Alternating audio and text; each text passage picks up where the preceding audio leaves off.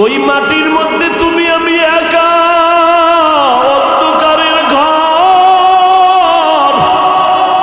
আমাকে যদি ছোট একটা রুমে বালিশ দিয়া, বিছনা দিয়া, এসি লাগাইয়া, এরপরে দরজায় তালা দিয়া কয় তুমি একা ঘুমায় থাকো, ছোট্ট একটা রুমে আমি নড়াচড়া যদি করতে না পারি, আমি চিল্লায় বলবো দরজা খোল, আমি এত ছোট রুমে অন্ধকারে একা একা ঘুমাইতে পারি না। ও বান্দা, চোখ দুইটা বন্ধ করে চিন্তা করো, ওই কবর মাটির ঘর। তোমার ডানে মাটি, বামে মাটি, সামনে পিছনে, উপরে নিচে মাটি আর অন্ধকার। মশায় কামড়ায়, মশারি টানাইয়া ঘুমাও। আর গুনাহ দিয়া যদি কবরে যাও, ওই কবরে পোকামাকড়ের ঘর, সাপ বিচ্ছুর ঘর। বলো বাবা, ওই কবরের মধ্যে তুমি মশারি কই পাইবা? পোকামাকড়ে কামড় দিলে কেমনে তুমি ফিরাইবা? আজকে তোমার গরম লাগে, ফ্যান চালাইয়া ঠান্ডা করো। ওরে জাহান্নামের গুনাহগার হইয়া কবরে গেলে জাহান্নামের আগুন, ওই জাহান্নামের আগুনের গরম তুমি কেমনে সহ্য করবারে যুবক? একটু চিন্তা করো, আল্লাহ পশুকে আকল দেয় না ভালো মন্দ যাচাই করার জন্য। বাহাদুরি বেশি করিস না, আল্লাহ সিগন্যাল লাগায় রাখছেন অফিহা নুঈদুকুম। যতই বাহাদুরি করো, মরণের হাত থেকে নমরুদ পালাতে পারে নাই, ফেরাউন পালাইতে পারে নাই।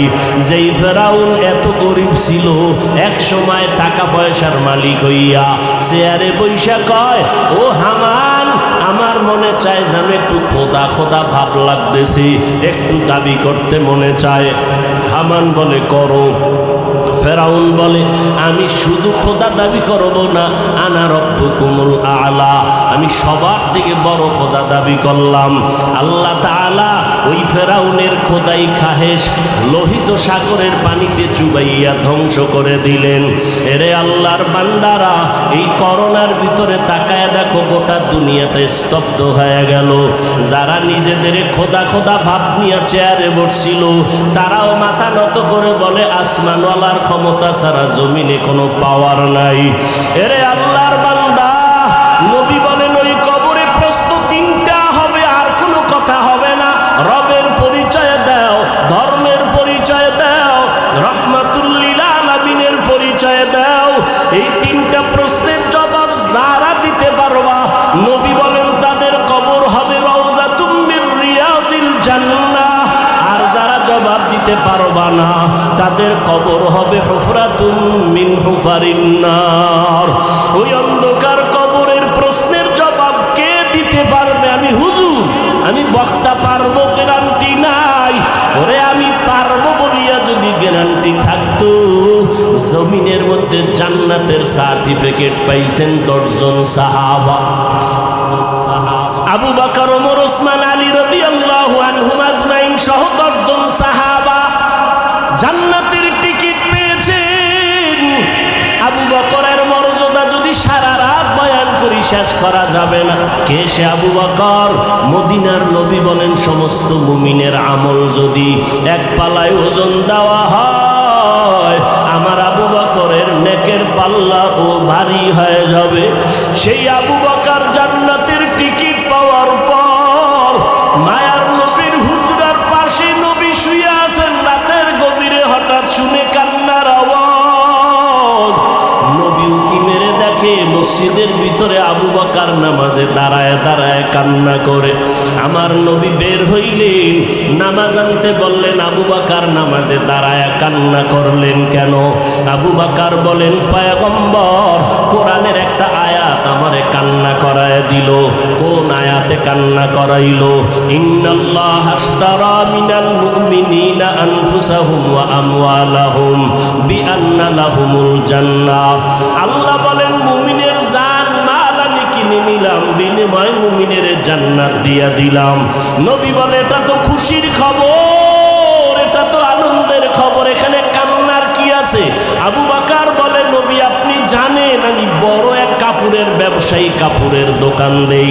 আজকে সকালবেলা আমার দোকানে এক মহিলা আসছে, কাস্টমার, বহুদিন আগে কাপড় নিয়েছিল, আজকে কাপড় ফেরত দিয়া টাকা নিয়ে গেল। বিদায় বেলা বললাম, মেরে আম্মা যান, আপনি কাপড় নিলেন কেন, আবার ফেরত দিলেন কেন? মহিলা একটা আওয়াজ দিয়ে চলে গেল, ও আবু বকর, তোমার দোকানের মাল কাপড় আমার পছন্দ হয় নাই। এতটুকু বলে মহিলা চলে গেল। ও নবী, আমি পেরেশান হয়ে গেলাম। আরে হাসরের ময়দান যেদিন কায়েম হয়ে যাবে, আপনি হাসরের ময়দানের ভয়াবহতার বয়ান করেছেন। মানুষগুলো সব উলঙ্গ দাঁড়াবে, ওদিকে সূর্যের গরম, ওদিকে জাহান্নামের আওয়াজ, আবার আমার মাওলা পাকের কুদরতি কাহারিয়াতের আওয়াজ। ওই সময় নবীরা পর্যন্ত নাফসি নাফসি বলে কাঁদবেন, উম্মতের কথা ভুলিয়া যাবেন। মুসা নবী উম্মতকে বলে কাঁদবেন, আল্লাহ আমাকে বাঁচাও। ঈসা নবী কাঁদবেন, আমার উম্মতকে ভুলিয়া বলবে, আল্লাহ আমাকে বাঁচাও। ইব্রাহিম নবী উম্মতের কথা ভুলে গিয়া বলবে, আল্লাহ আমাকে বাঁচাও। সমস্ত নবীরা বেগুনা হইয়াও যদি হাসরের ময়দানে নিজের নাফসি বলিয়া কান্না করেন, ওই সময় যদি আল্লাহ সিরিয়ালে আমি আবু বকরের ডাক দেয়, আবু বকর কই, আমি মাওলা পাকের আদালতে যখন দাঁড়াবো, আল্লাহ যদি বলে, আবু বকর, তোমার যে জান্নাত দিছি, বিনিময়ে তুমি কি নিয়ে আসছো বলো?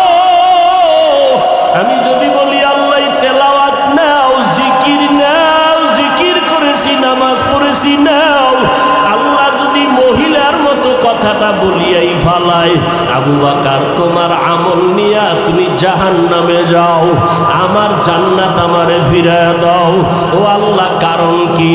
আল্লাহ যদি বলে, আবু বকর, তোমার আমল আমার কাছে পছন্দ হয় নাই, যেইভাবে তেলাওয়াত করলে আমি খুশি হব, ওইভাবে তেলাওয়াত তুমি করতে পারো নাই, যেইভাবে সেজদা দিলে আমি খুশি হব, ওইভাবে তুমি সেজদা করতে পারো নাই, যেইভাবে ইবাদত করলে আমি খুশি হব, ওইভাবে ইবাদত করো নাই। ও পয়গম্বর, তখন ওই হাসরের ময়দানে আপন কেউ নাই। ইয়াউমা ইয়াফিরুল মারউ মিন আখিহি ওয়া উম্মিহি ওয়া আবিহি।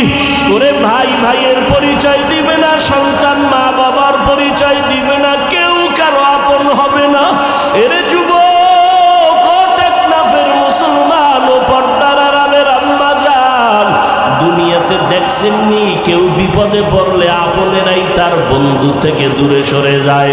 ছেলের জন্য ছেলে যদি মামলা খায়, বাপ মা বলে, এই ছেলে আমি চাই না, দুনিয়াতেই পরিচয় দিতে চায় না। হাসরের ময়দানে কেউ কারো আপন হবে না, পরিচয় দিবে না। আবু বকর কাঁদে, নবীজি, জাহান্নামের হ্যান্ডকাপ তো আমার হাতে লেগে যাবে। ওই সময় জাহান্নামের আগুন আমার শরীরটাকে ঝলসে দিবে। জাহান্নামের আগুনের গরমে চামড়াগুলো খসে খসে পড়ে যাবে। জাহান্নামের আগুনের গরমে মাথার মগজগুলো টাস টাস করে ফেটে যাবে। এরে নবীরা, আশিক উম্মতের দল, আল্লাহ তাআলা বলেন, মিনহা খালাকনাকুম, আমি তোমাদের মাটির থেকে বানাইয়া মর্যাদা সবার উপরে দিয়েছি রে গোলাম, এবং এই মাটির মতো নরম হইয়া চলো, গরম ভাব দেখায়ও না। জান্নাতের টিকিট পাইয়া ওমরের মতো সাহাবী ঈদের দিন দরজায় তালা লাগায় কান্না করেন। আবু হুরায়রা রাদিয়াল্লাহু তাআলা আনহু বলেন, খলিফাতুল মুসলিমিন, আজকের আনন্দের দিন আপনি কেন কান্না করেন? ওমরে ফারুক বলতেছেন, ও আবু হুরায়রা, আনন্দ তো ওই ব্যক্তি করবে যার মধ্যে কোনো পেরেশানি নাই, আপনার ভিতরে কি পেরেশানি? আবু হুরায়রাকে ওমর বলে, রমাজান চলে গেল, নামাজ পড়লাম, কবুল হলো কিনা চিন্তা, তেলাওয়াত করলাম, কবুল হলো কিনা চিন্তা, জাহান্নামের আগুন থেকে মুক্তি পাইলাম কিনা চিন্তা। এরে যুবকেরা, এখনো সময় আছে, তওবা করে নাও। মা বোনেরা, তওবা করে নাও। দুনিয়াতে কিছুই না, আজকে থেকে আর নামাজ ছাড়বা না, মা বাবারে কষ্ট দিবা না। ওই মা বাবার দোয়া ছাড়া তুমি সামনে আগাইতে পারবা না রে যুবক। ওই মা বাবার চোখের পানি আর দোয়া ছাড়া পরীক্ষায় ভালো নাম্বার পাইবা না।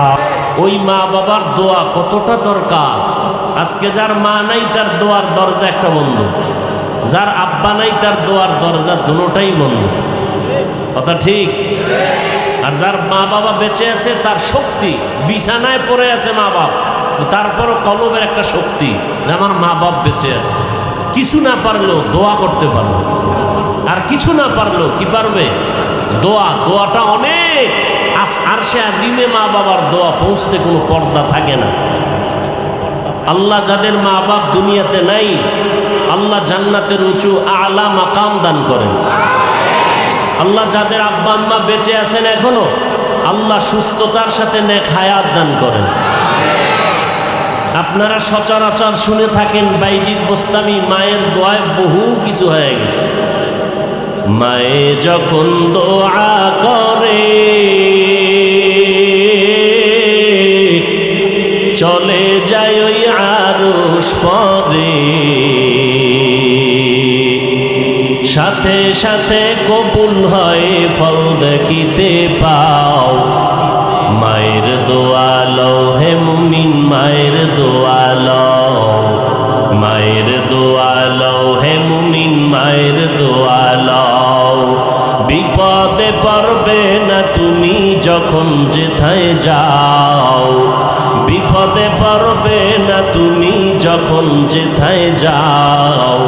মায়ের দোয়া লও হে মুমিন, মায়ের দোয়া লও, মায়ের দোয়া লও হে মুমিন, মায়ের দোয়া লও। যাহা কিছু হও না কেনে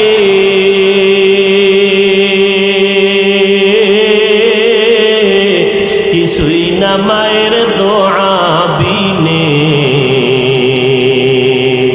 বাস্তবে না বুঝা মনে কইরো না যে ফাও, বাস্তবে না বুঝা মনে কইরো না যে ফাও।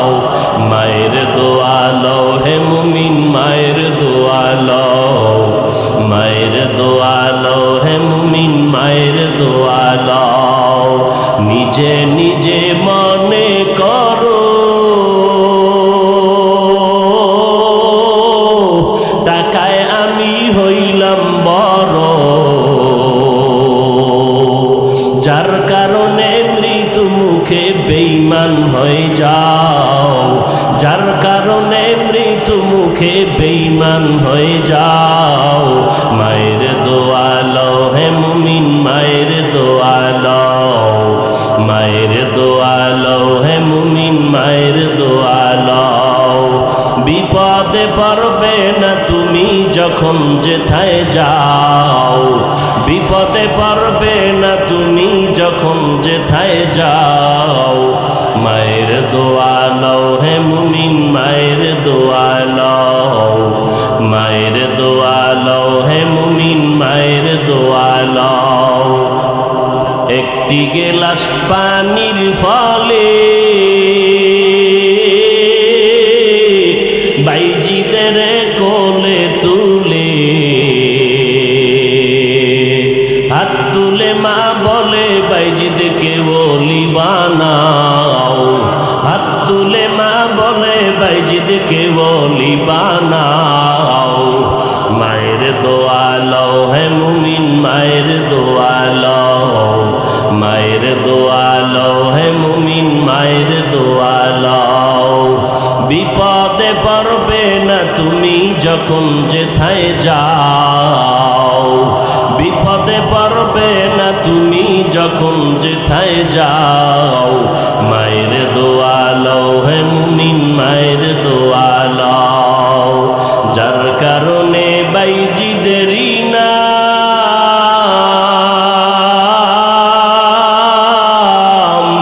ছড়িয়েছে বিশ্ব ভুবন। ছোট্ট শিশু বাইজিদেরই মতো সবাই হও, ছোট্ট শিশু বাইজিদেরই মতো সবাই হও।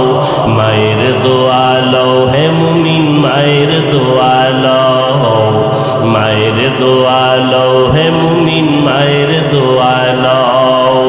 বিপদ বিপদে পারবে না তুমি যখন যেথায় যাও, বিপদে পারবে না তুমি যখন যেথায় যাও। মায়ের দোয়া লও হে মুমিন, মায়ের দোয়া লও, মায়ের দোয়া লও হে মুমিন, মায়ের দোয়া লও। খিদমতে মা দর পে দর কুন সুবহ শাম, তাকে বাসি দর্দ আলম নে কুনাম। খিদমতে মা দর পে দর কুন ইখতিয়ার, তাকে বাসি দর্দ আলম বখতিয়ার। আপনারা দেখেছেন করোনার থেকেও বর্তমানে মারাত্মক ডেঙ্গু আমার কাছে মনে হচ্ছে। মানুষ আর মাজা সোজা করে দাঁড়াতে পারবে না। যে যেই লাইনে আছে সেই লাইনে এখন দুর্বল পয়েন্টে আছে। ব্যবসায়ী আর আগের মতো দাঁড়াতে পারতেছে না করোনার পর থেকে। দুর্বল, একের পর এক বিপদ আসতেছে। আপনারা জানেন দুইটা বাচ্চা, একটা ছেলে বয়স 9 বছর আর একটা ছোট্ট মেয়ে। অনেকে দেখেছেন, যারা ফেসবুক শরীফের গোলাম হয়ে আছেন সব জানেন। মিরপুরে বাসা থাকা ছেলেটাকে ডেঙ্গুতে আক্রমণ করলো, 2-4 দিনের মধ্যেই মরে গেল। 9 বছরের সন্তান, চেহারা গোলাপের মতো। এর 1 সপ্তাহ পরে বাচ্চা মেয়েটা সেও মরে গেল এই ডেঙ্গুতে। সাংবাদিকরা তার খবর দিল এভাবে, বাচ্চা দুইটা এই মা বাবার সম্বল, লেখাপড়া করতো পাশে একটি স্কুলে। মিরপুরে বাসায় ওদের খেলাধুলা, আনন্দ, যে স্মৃতিগুলো রয়ে গেছে এগুলো দেখে চোখের পানি ধরে রাখতে পারে না। বাধ্য হইয়া বাসায় তালা লাগাইয়া গ্রামে চলে গেছে। ওখানে থাকলেই সন্তানের কথা স্মরণ হয়, কান্নায় বিভোর মা বাবা। এই তো দুনিয়া, এর নাম দুনিয়া। মা বাবার সামনে সন্তানের লাশ, সন্তানের সামনে মা বাবার লাশ। মিনহা খালাকনাকুম ওয়া ফিহা নুঈদুকুম ওয়া মিনহা নুখরিজুকুম তারাতান উখরা। আমি শুধু মিনহা খালাকনাকুম শব্দটা নিয়ে কিছু কথা বলবো। আল্লাহ রাব্বুল আলামিন মানুষ সৃষ্টি করেছেন, সেই সৃষ্টির রহস্য নিয়ে আল্লাহ কেন সৃষ্টি করলেন, কিসের থেকে সৃষ্টি করলেন, এই আয়াতে আল্লাহ বলেন আমি মানুষ সৃষ্টি করেছি মাটির থেকে। মানুষ সৃষ্টির ব্যাপারে কোরআনের অন্য আয়াতে ভিন্ন মত আছে। আল্লাহ অন্য আয়াতে বলেন আমি মানুষ সৃষ্টি করেছি জমাট রক্ত থেকে। ইকরা বিসমি রাব্বিকাল্লাযী খালাক, খালাকাল ইনসানা মিন আলাক, ইকরা ওয়া রাব্বুকাল আকরাম, আল্লাযী আল্লামা বিল কলম, আল্লামাল ইনসানা মা লাম ইয়ালাম। এখানে আল্লাহ বলেন খালাকাল ইনসানা মিন আলাক, জমাট রক্ত থেকে আমি মানুষ সৃষ্টি করেছি। আর এক আয়াতে আল্লাহ বলেন আমি মানুষ সৃষ্টি করেছি নাপাক পানির থেকে। হাল আতা আলাল ইনসানি হিনুম মিনাদ দাহরি লাম ইয়াকুন শাইআম মাযকুরা, ইন্না খালাকনাল ইনসানা মিন নুতফাতিন আমশাজিন নাবতালিহি ফাজআলনাহু সামিআম বাসীরা। আল্লাহ এখানে বলেন আমি নাপাক পানির থেকে মানুষ সৃষ্টি করেছি। তাহলে মানুষ যদি রক্ত থেকে সৃষ্টি হয়, মাটির সৃষ্টি কথার ব্যাখ্যা কি? নাপাক পানির থেকে যদি সৃষ্টি হয়, মাটির সৃষ্টি হয়েছে মানুষ, করেছি আল্লাহ, এর ব্যাখ্যা কি? তিনটা কথা পাইলাম মানুষ সৃষ্টির ব্যাপারে। মানুষ মাটির সৃষ্টি, মানুষ নাপাক পানির থেকে সৃষ্টি, মানুষ জমাট রক্ত থেকে সৃষ্টি। এই তিন কথার আসল কথা মানুষ মাটির সৃষ্টি। মাটির সৃষ্টি, মানুষ যদি মাটির সৃষ্টি হয় জমাট রক্ত থেকে আল্লাহ বললেন কেন? আবার নাপাক পানির থেকে বললেন কেন?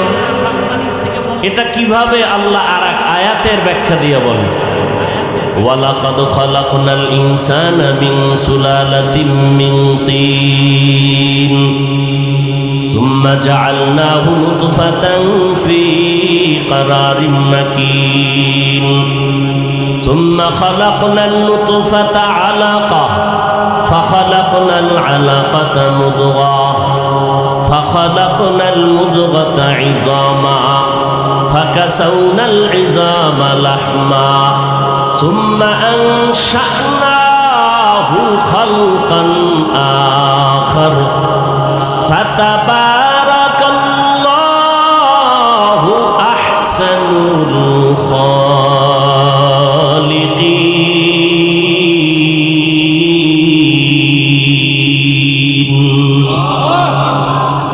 আল্লাহ তাআলা বলেন, আমি মানুষকে মাটির থেকে সৃষ্টি করলাম, শক্ত মাটি। তো জমাট রক্ত থেকে কিভাবে সৃষ্টি? আল্লাহ বলেন, ফিরিস্তাকে লাগাইয়া আর কার বানাইয়া আমি আল্লাহ পাক নাপাক পানিটাকে জমাট রক্তে পরিণত করাইলাম। 40 দিনের শোধন করার মাধ্যমে আবার এটা গোশত, হাড্ডি, তার উপরে গোশত এভাবে করলাম। আর মানুষের ফুল বডির ভিতরে রক্ত, যেহেতু তার চালিকা শক্তি মূল, রক্ত যদি চলাচল বন্ধ হয়ে যায় মানুষ জায়গায় মরে যায়। রক্ত যেহেতু মূল, এই কারণে আল্লাহ এদিকে ইঙ্গিত করে বলেন, আমি মানুষকে জমাট রক্ত থেকে সৃষ্টি করেছি। তাহলে নাপাক পানির থেকে কেমনে সৃষ্টি? আল্লাহ তাআলা বলেন, আমি মাটির থেকেই সৃষ্টি করেছি। এটাই তোমার আসল কথা। নাপাক পানি যেটা দেখতেছো, এটা শরীরের মধ্যে খাদ্য দ্বারা ভিটামিন তৈরি হয়। আর যত ভিটামিনের খানা আছে সব মাটির থেকে আল্লাহ সৃষ্টি করেন, তৈরি করে দেন। মূলত আমার সব কিছু মাটির থেকেই তৈরি হয়েছে। আল্লাহ তাআলা রব্বুল আলামিন বলেন, আমি আদমকে ডাইরেক্ট মাটির থেকে সৃষ্টি করেছি, আর তার সন্তানগুলো আমি মাটির থেকেই সৃষ্টি করেছি। আদম আলাইহিস সালামকে ডাইরেক্ট আল্লাহ মাটির থেকে সৃষ্টি করলেন। তাহলে আদম কয়জন? কথা বলেন না কেন? তো একজন হলে হবে, মিনহা খালাকনাকা, আমি শুধু তোমাকে সৃষ্টি করেছি। কুম বললেন তোমাদেরকে, বলে মা বাবা যেই পদার্থের তৈরি হয় সন্তানেরাও ওই পদার্থেরই হয়। আল্লাহ আদমকে ডাইরেক্ট বললেন, ইনডাইরেক্ট তার সন্তানকেও বুঝায় বললেন, মিনহা খালাকনাকুম, ও আদম সহ আওলাদে আদম আমি মাটির থেকে সৃষ্টি করেছি। এবার আল্লাহ তাআলা আদমকে একা মাটির থেকে বানাইয়া জান্নাতের মধ্যে থাকতে দিলেন। আদম নবী জান্নাতের মধ্যে ঘুমিয়ে পড়লেন, আরামের ঘুম। আল্লাহ রাব্বুল আলামিন আদম নবীর পৃষ্ঠ থেকে হার নিয়া আম্মাজান হাওয়া আলাইহা সালামকে সৃষ্টি করলেন। বিশাল ইতিহাস আপনারা জানেন। দুইজনকে দুনিয়াতে পাঠাইলেন। আম্মাজান হাওয়াকে পাঠাইলেন আরবে, আদম আলাইহিস সালামকে পাঠাইলেন ভারতের চরণদ্বীপে। দুইজনার এক সময় মিল হলো, সাক্ষাৎ হলো, সংসার জিন্দেগি শুরু হলো। দুইজনার মোহাব্বতের মিলনে আল্লাহ তাআলা প্রতি বছর 2টা করে সন্তান দান করতেন, একটা ছেলে একটা মেয়ে। আবার পরের বছর এক ছেলে এক মেয়ে, একই মায়ের সন্তান, আপন ভাই বোন। আগের ভাই পরের বছরের বোনের সাথে বিবাহের বন্ধন হতো, আগের বোনের সাথে পরের বছরের ভাইয়ের বিবাহের বন্ধন হয়ে যেত। এটা শরীয়তে আদমের মধ্যে হালাল। আর কারণ কোন নবীর শরীয়তে এটা হালাল না। মুহাম্মদী শরীয়তে ভাই বোন আপন কারো বিবাহ বৈধ না, সম্পূর্ণ হারাম। আদম আলাইহিস সালামের শরীয়তের মধ্যে আপন মায়ের সন্তান ভাই বোনের বিয়ে যেমন হালাল, মুহাম্মদী শরীয়তে তা হারাম। এইভাবেই আল্লাহ রাব্বুল আলামিন আদমের শরীয়তের বিধান একভাবে দিয়েছেন, আর ফাইনাল বিধান আমার নবী আপনার নবীর শরীয়তের মধ্যে দিয়েছেন। আমার নবীর শরীয়ত কিয়ামত পর্যন্ত চলবে, অন্য কোনো নবীর বিধান এখানে চলবে না। মুহাম্মদী শরীয়তে আপন ভাই বোনের বিবাহ যেমন হারাম, তার আদমের সময় হালাল ছিল, আমগো নবীর সময় হারাম। ঠিক তেমনি ভাবে সম্মানের সেজদা, আল্লাহ ছাড়া অন্যকে সম্মান সূচক সেজদা ছিল হালাল। মুহাম্মদী শরীয়তে আল্লাহ ছাড়া অন্যকে সেজদা দেওয়া সম্পূর্ণ হারাম।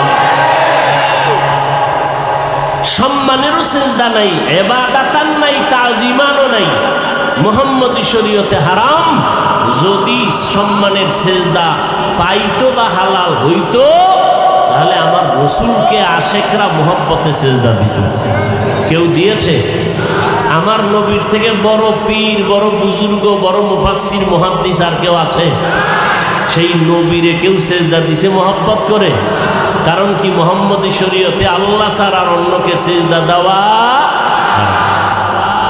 পয়গম্বর আদম আলাইহিস সালাম মাটির সৃষ্টি, তো সন্তানেরাও মাটির সৃষ্টি। আবার মুফাসসিরিনে কেরাম বলেন, যেই নাপাক পানির থেকে আল্লাহ আমাদের বানাইছেন, ওই নাপাক পানির মধ্যে আল্লাহ অর্ডার করেন, ফেরেশতা এক চিমটি মাটি এনে দাও, মাটি মিশ্রণ করে দাও, এটাকে মন্থন করো, শোধন করো, এটাকে রক্তের পিণ্ড বানাও। রব্বুল আলামিন এখানে মাটির মিশ্রণ লাগাইয়া আল্লাহ প্রমাণ করতে চাইলেন মানুষ মাটির সৃষ্টি। ডানে বামে যুক্তি দিয়া আল্লাহ তাআলা মানুষকে মাটির সৃষ্টি প্রমাণ করাইতে কেন চান? এর একমাত্র কারণ, নূরের সৃষ্টি শ্রেষ্ঠ না, আগুনের সৃষ্টি শ্রেষ্ঠ না, একমাত্র মাটির সৃষ্টি হলো আল্লাহর আদালতে শ্রেষ্ঠ। এটা প্রমাণ করানোর জন্য আল্লাহর কাছে মাটির সৃষ্টি মানুষের বড় দাম, বড় মর্যাদা। নূরের সৃষ্টির এত মর্যাদা নাই, আগুনের সৃষ্টির এত মর্যাদা নাই। এজন্য আল্লাহ বলেন, এই নূরের সৃষ্টি ফেরেশতারা, মাটির সৃষ্টি আদমের সেজদা করো, উসজুদু লি আদম। আগুনের সৃষ্টি সেজদা কর, সম্মান কর, কারণ আমার আদালতে আগুনের সৃষ্টি শ্রেষ্ঠ না, আমার আদালতে নূরের সৃষ্টি শ্রেষ্ঠ না। আমি আল্লাহর আদালতে স্থায়ী সিদ্ধান্ত, মাটির সৃষ্টি মানুষ শ্রেষ্ঠ। এই সিদ্ধান্ত কার? জোরে বলেন। স্থায়ী না অস্থায়ী? জানা থাকলে বলেন, আল্লাহর এই সিদ্ধান্ত মানে নাই কে? কে মানে নাই? ইবলিস মানে নাই। আল্লাহ বললেন মানলি না কেন? গায়ের জোরে মানি নাই। ব্যাপারটা এমন না, যুক্তির ব্যানারে মানি নাই, গায়ের জোরে না। খালাকতানি মিন নার ওয়া খালাকতাহু মিন তিন। আমারে বানাইছেন আগুন দ্বারা, আদম বানাইছেন মাটি দ্বারা। মাটি উপরে মারলে নিচে যায়, মাটির গতি নিচে, আগুনের গতি উপরে। আমি কেন সেজদা করব? আদম আমাকে সেজদা করা, এটাই যুক্তি। যুক্তিতে মিলে না, এই জন্য আমি আদমকে সেজদা করতে পারি না। মাটির সৃষ্টিকে শ্রেষ্ঠ মানে না ইবলিস, গায়ের জোরে না যুক্তির ব্যানারে। এই জমিনের মধ্যে কিছু আশিক রাসূল আছে, মাটির সৃষ্টিকে শ্রেষ্ঠ মানতে চায় না, যুক্তি দিয়া দিয়া দিয়া দিয়া নূরের সৃষ্টিকে শ্রেষ্ঠ বানাতে চায়। আছে না নাই? আল্লাহর স্থায়ী সিদ্ধান্ত, আল্লাহর স্থায়ী সিদ্ধান্তর সামনে চালাকি চলবে না। নূরের সৃষ্টির থেকে মাটির সৃষ্টির দাম আল্লাহর আদালতে বেশি। আল্লাহ কোরআনের মধ্যে বলেন, ওয়ালাকাদ কাররামনা বানি আদম ওয়া হামালনাহুম ফিল বাররি ওয়াল বাহরি ওয়া রাযাকনাহুম মিনাত তাইয়্যিবাত وفضلناهم على كثير ممن خلقنا تفضيلا আল্লাহ বলেন বনি আদমকে আমি সর্বোচ্চ মাকাম দিয়েছি শ্রেষ্ঠত্বের মিনহা খলাকনাকুম আল্লাহ তাআলা এই শব্দ দিয়া বলে রে মানুষ তোদের আমি মাটির থেকে বানাইছি এখান থেকে সবক নাও কি সবক মাটি থাকে পায়ের নিচে ও জগতের মানুষ মাটি উপরে মারলে নিচে চলে যায় তোমাদের মাটির থেকে বানাইয়া সবক দিতেছি সম্মান আমি তোমাদের নিচে রাখি নাই আমি আল্লাহ মাটির থেকে বানাইছি ঠিক তবে মর্যাদা দিলাম সমস্ত মাখলুকতের উপরে তোমাদের মতো শ্রেষ্ঠত্বের মর্যাদার কাউকে বসাই নাই ওয়াত্তিনি ওয়াজ্জাইতুন ওয়া তুরি সিনিন ওয়া হাযাল বালাদিল আমিন আমি চারটা জিনিসের কসম খেয়ে বললাম তোমরা শুধুই শ্রেষ্ঠ না তোমাদের মতো সুন্দর আর কাউকে বানাই নাই লাকাদ খালাকনাল ইনসানা ফি আহসানি তাকওয়িম আল্লাহ এত সুন্দর করে মানুষ বানাইছেন আসমান এত সুন্দর এর থেকে মানুষ আরো বেশি সুন্দর জমিন এত সুন্দর এর থেকে মানুষ আরো বেশি সুন্দর মানুষের মতো সুন্দর আল্লাহ কোনো প্রাণী বানান নাই এর জগতের মানুষ মাটির থেকে বানাইছি ঠিক তবে মর্যাদা মাটির মতো নিচে রাখি নাই সবার উপরে মর্যাদা বাড়ায় দিলাম তবে সাবধান এই মর্যাদা পাইয়া বাহাদুরি করবা না যদি অহংকারী বাহাদুরি করো চূড়ান্ত বেইজ্জতির সীমানায় চলে যাবে বাহাদুরি করবি না রে গোলাম মিনহা খালাকনাকুম থেকে দ্বিতীয় সবক হলো প্রথম সবক মাটির থেকে বানাইয়া নিচে সম্মান রাখি না সবার উপরে দিলাম দ্বিতীয় সবক হলো সর্বোচ্চ সম্মানের জাতি হইয়া বান্দা তুমি অহংকারী করবা না অহংকারী যদি করো তাহলে ধুলায় মিশে যাবে জাহান্নামী হয়ে যাবে জীবনের সব সম্মানগুলো নষ্ট হয়ে যাবে ভাব দেখাইয়া নমরুদ টিকতে পারে নাই ফেরাউন টিকতে পারে নাই সাদ্দাদও টিকতে পারে নাই কারুন টিকতে পারে নাই তুমিও কোনোদিন সম্মানের জায়গায় থাকতে পারবা না অহংকারী ভাব বন্ধ করে মাটির দিকে তাকায় দেখ মাটির মধ্যে একটা গুণ আছে নরম ভাব মাটির উপরে এত জুলুম করা হয় মাটি কারো সাথে বেয়াদবি করে না এক জমিনের 13 বার জাল দলিল দিয়া বিক্রি করে এরকম দালাল আছে না নাই মাটির সাথে এত বেয়াদবি করো মাটি কাউকে ধরে না ধরলে তো জায়গায় শেষ হয়ে যায় ওই কয়েক মাস আগে বছরের উপরে হবে না ওই শরীয়তপুর জেলা এর একটা থানা আছে নড়িয়া থানা পুরা গ্রাম শুদ্ধা পানির মধ্যে চলে গেল ধসে গেল এরকম আল্লাহ পাক মাঝে মাঝে ভূমিকম্প দেয় আল্লাহ তাআলা যদি কক্সবাজারের সাগরের অনুমতি দেয় হুকুম দেয় যে টেকনাফ থানাটারে পানির তলে নিয়ে যাও 1 সেকেন্ডের বেশি লাগবে না আল্লাহ কয় বান্দা তাকায় দেখ মাটির মধ্যে দাঁড়াইয়া কত অন্যায় করলি নাচ মেয়েদের নিয়ে উলঙ্গ নাচ গান করলি মাটির উপরে মাটি কিছুই বলে না এই মাটির উপরে দাঁড়াইয়া মদের বোতল নিয়ে মাতলামি করেছ মাটি তোরে যদি চাইতো মাটির তলে নিয়ে যাইতে পারতো মাটি নেয় না এত অন্যায় করার পর মাটি তোমার সাথে কোনো খারাপ আচরণ করে না মিনহা খালাকনাকুম এখান থেকে সবক নাও মাটি যেমন নরম তুমি মাটির সৃষ্টি মানুষ তুমিও নরম হইয়া চলো মান তাওয়াজা লিল্লাহ রাফাআহুল্লাহ মাটি যদি নরম না হইতো তাহলে এত ফলের গাছ এই জমিনে হইতো না জমিনের মধ্যে যেই জায়গাটা নরম ওই জায়গায় ফসল ভালো হয় ঠিক নি জমিনে সর সম্বল বর্ণয়ারত বরু দখমে আমল জয় মে গর্দা জমিন যেইটা নরম ওখানে ফসল বেশি হয় ফসল বড় ভালো হয় যেই মানুষ নরম হইয়া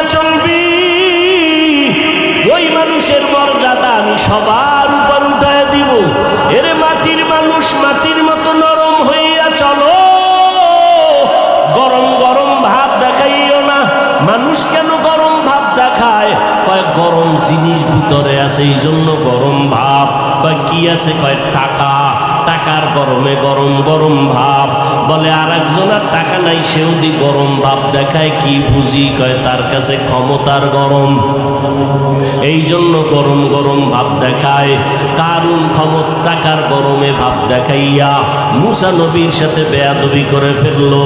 আবারও দিক দিয়া মুসা নবীর সাথে বেয়াদবি করে ফেললো। নমরুদ বেয়াদবি করলো ক্ষমতার গরম দেখায়া ইব্রাহিম নবীর সাথে।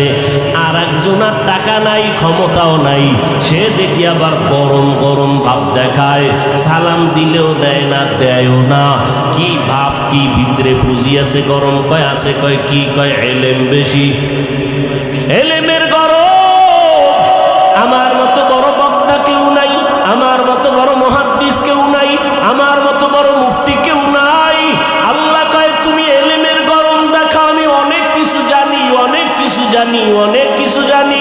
আল্লাহ কয় কোরআনের দরজার মধ্যে আমি কয়েকটা অক্ষর দিয়ে তোর অহংকার জবাই দিয়া দিলাম, আলিফ লাম মিম। তুই যদি জানো আলিফ লামের তাফসীর কইরা ভিতরে ঢোক। ওখানে গিয়া কেন কও আল্লাহু আ'লামু বিমুরাদিহি বিযালিকা? আলিফ লাম মিমের বিষয় আমি কিছু বলতে রাজি না, আমার মাওলার রহস্য ভালো জানেন।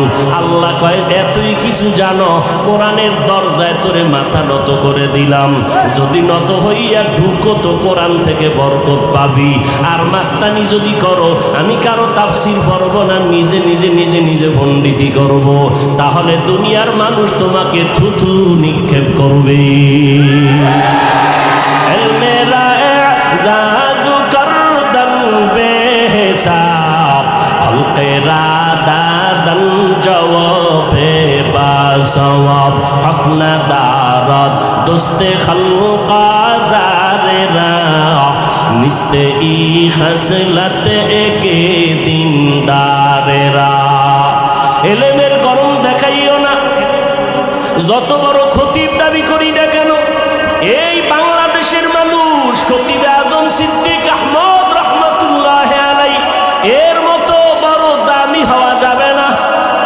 ও আল্লাহর গোলাম, নারীরা পুরুষ পুরুষ ভাব দেখায়, আছে না নাই? শহরে বাজারে দেখো নারীদের ঢল, পর্দাবিহীন তারা করে ঝলমল। অন্যকে তার দিকে আশেক বানায়, অন্যকে তার দিকে আশেক বানায়। দেশটায় আজি ধ্বংস নারীর বেপরদায়, সবার মুখে একই আওয়াজ হ্যায় হ্যায় হায়। নারীরা ভাব দেখায় কি হতে চায়? পুরুষ। কিয়ামত পর্যন্ত যদি দেশের সব পিসাবরাও দোয়া করে জীবনে পুরুষ হইব, অলঙ্গি বললে পুরুষ হয়ে যাইব, জীবনে বড় অসম্ভব।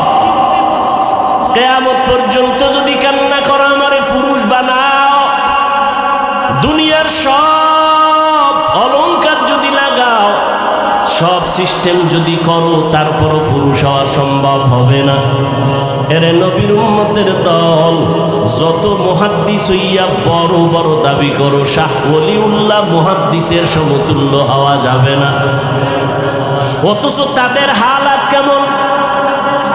এরে নবীর আসে আজকে পায়ে ধরে ধরে বয়ান করি, অহংকার না বুঝাবার জন্য বলি। আমাকে যদি হিন্দুদের মন্দিরে বয়ান করার অনুমতি দিত, দৈনিক 1 ঘন্টা বয়ান করতাম, মাত্র 6 মাস, ইনশাআল্লাহ সমস্ত হিন্দুরা পয়গম্বর মদিনাওয়ালারা আশেক হয়ে যাইত। যদি আমাকে খ্রিস্টানদের গির্জায় পাঠাইতো, বয়ান যদি করতাম, ইনশাআল্লাহ ওরা মদিনার আশেক হয়ে যাইত। অথচ মুসলমানের ঘুরে ঘুরে দিন নাই রাত নাই, খানা নাই ঘুম নাই, কষ্ট। দুনিয়াতে বয়ান করার মতো কষ্টের আর কোনো কাজ নাই। মাটি কাটার মধ্যে এত কষ্ট নাই। কক্সবাজার বঙ্গোপসাগরের ভিতর গিয়া মাছ ধরতে এত কষ্ট নাই, বয়ান করতে যেই পরিমাণ কষ্ট। ডাক্তারেরা যদি হনে ওয়াজ করি তো চিকিৎসাই দেয় না। কয় যে রেস্টে থাকবেন আপনারা, সারা রাত ঘুমান না, টাইম মতো খানা খান না, আপনাদের চিকিৎসা কি করব? আমি বললাম ডাক্তার সাহেব টেনশন নাই, যা পারেন দেন, বাকি আমার মনে হয় আল্লাহ আমাকে বানানোর সময় সিস্টেম করে বানাইছে, রাতে ঘুমানো যাবে না, উম্মতের খেদমতে না হয় এক রাত্র না ঘুমাইলে পরের দিন দোকানওয়ালা দোকানদারি করতে পারে না, রিক্সাওয়ালা রিক্সা চালাইতে পারে না। আল্লাহর শুকর আদায় করি, এত চিল্লাই প্রতিদিন বয়ান করি, মাগরিবের পরে, আসরের পরে, এশার পরে বয়ান, প্রতিদিন 12টা মাস কই বৃষ্টি, মানুষ প্রতিদিন মাদ্রাসায় হাজির, জোহরের সময় 20-30-50 জনের খানা মেহমান হাজির, ফজরের পরে একটু সময় দিলে হবে, কয় মিনিট, কয় 10 মিনিট, গিয়ে দোয়া করবেন তাতেই হবে।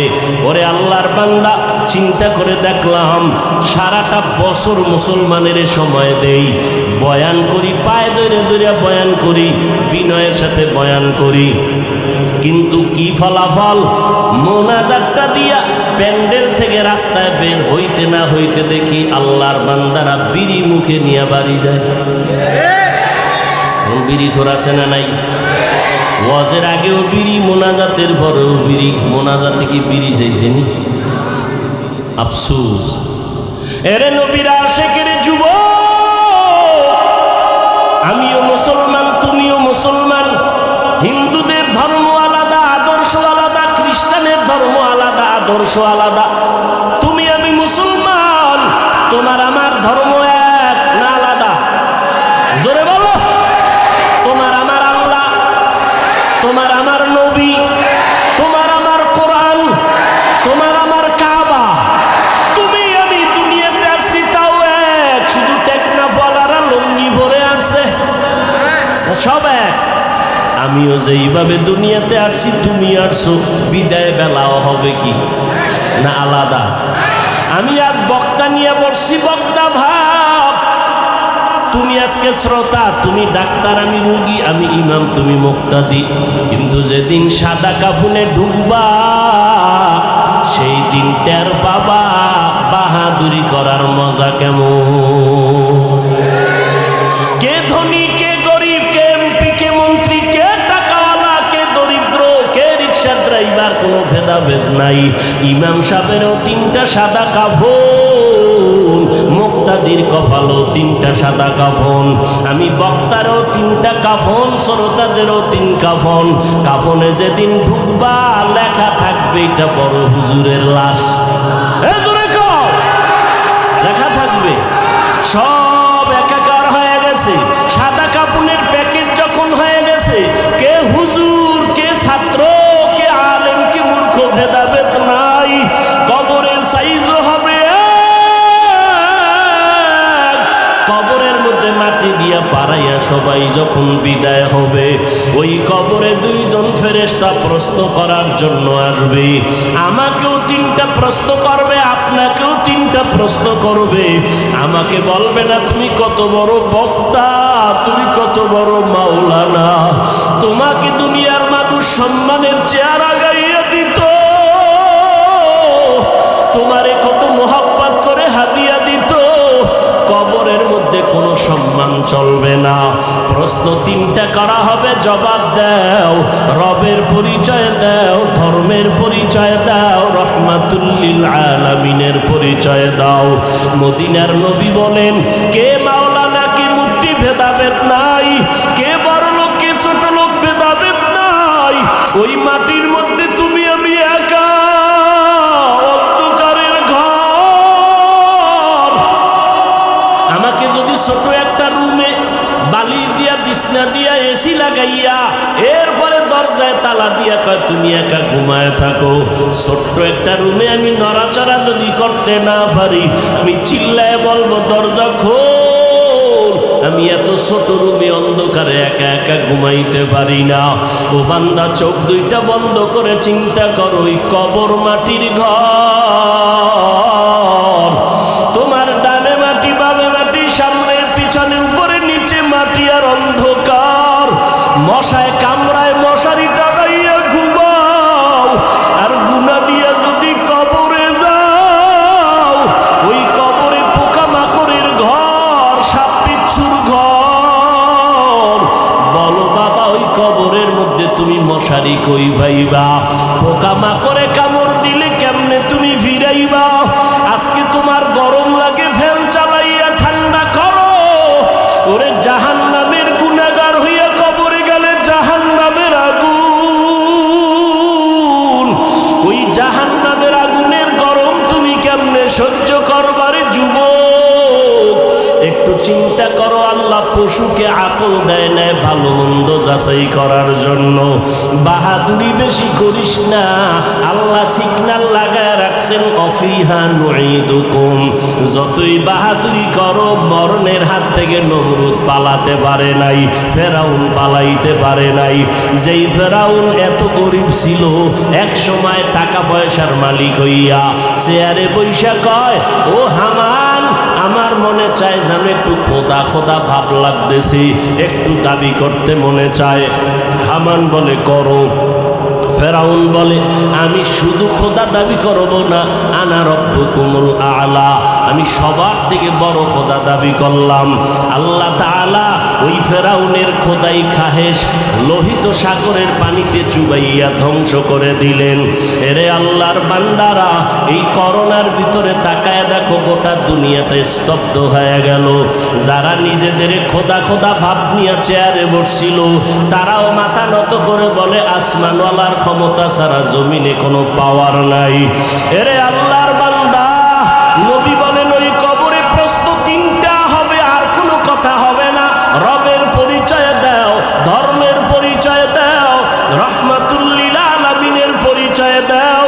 এই তিনটা প্রশ্নের জবাব যারা দিতে পারবা, নবী বলেন তাদের কবর হবে রাউযাতুম মির রিয়াদিল জান্নাহ।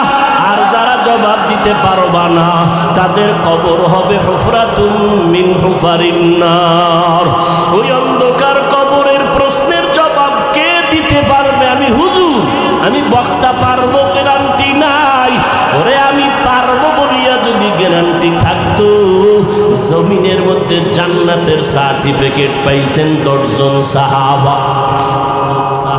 আবু বকর, ওমর, ওসমান, আলী রাদিয়াল্লাহু আনহুম আজমাইন সহ 10 জন সাহাবা জান্নাতের টিকিট পেয়েছেন। আবু বকরের মর্যাদা যদি সারা রাত বয়ান করি শেষ করা যাবে না। কে সে আবু বকর? মদিনার নবী বলেন, সমস্ত মুমিনের আমল যদি এক পালায় ওজন দেওয়া হয়, আমার আবু বকরের নেকের পাল্লা ও ভারী হয়ে যাবে। সেই আবু বকর জান্নাতের টিকিট পাওয়ার পর মায়ার নবীর হুজরার পাশে নবী শুয়ে আছেন। রাতের গভীরে হঠাৎ শুনে কান্নার আওয়াজ। নবী উকি মেরে দেখে মসজিদের ভিতরে আবু বকর নামাজে দাঁড়ায় দাঁড়ায় কান্না করে। আমার নবী বের হইলেন, নামাজ আনতে বললেন, আবু বকর নামাজে দাঁড়ায় কান্না করলেন কেন? আবু বকর বলেন, পয়গম্বর, কোরআনের একটা আয়াত আমারে কান্না করায় দিল। কোন আয়াতে কান্না করাইলো? ইন্নাল্লাহা আশতারা মিনাল মুমিনিনা আনফুসাহুম ওয়া আমওয়ালাহুম বিআন্না লাহুমুল জান্নাহ। আল্লাহ বলেন, মুমিনের জান মাল আমি কিনে নিলাম, বিনিময়ে মুমিনের জান্নাত দিয়া দিলাম। নবী বলে, এটা তো খুশির খবর, এটা তো আনন্দের খবর, এখানে কান্নার কি আছে? আবু বকর বলে, নবী আপনি জানেন আমি বড় এক কাপড়ের ব্যবসায়ী, কাপড়ের দোকান দেই। আজকে সকালবেলা আমার দোকানে এক মহিলা আসছে, কাস্টমার, বহুদিন আগে কাপড় নিয়েছিল, আজকে কাপড় ফেরত দিয়া টাকা নিয়ে গেল। বিদায় বেলা বললাম, মেরে আম্মা জান, আপনি কাপড় নিলেন কেন, আবার ফেরত দিলেন কেন?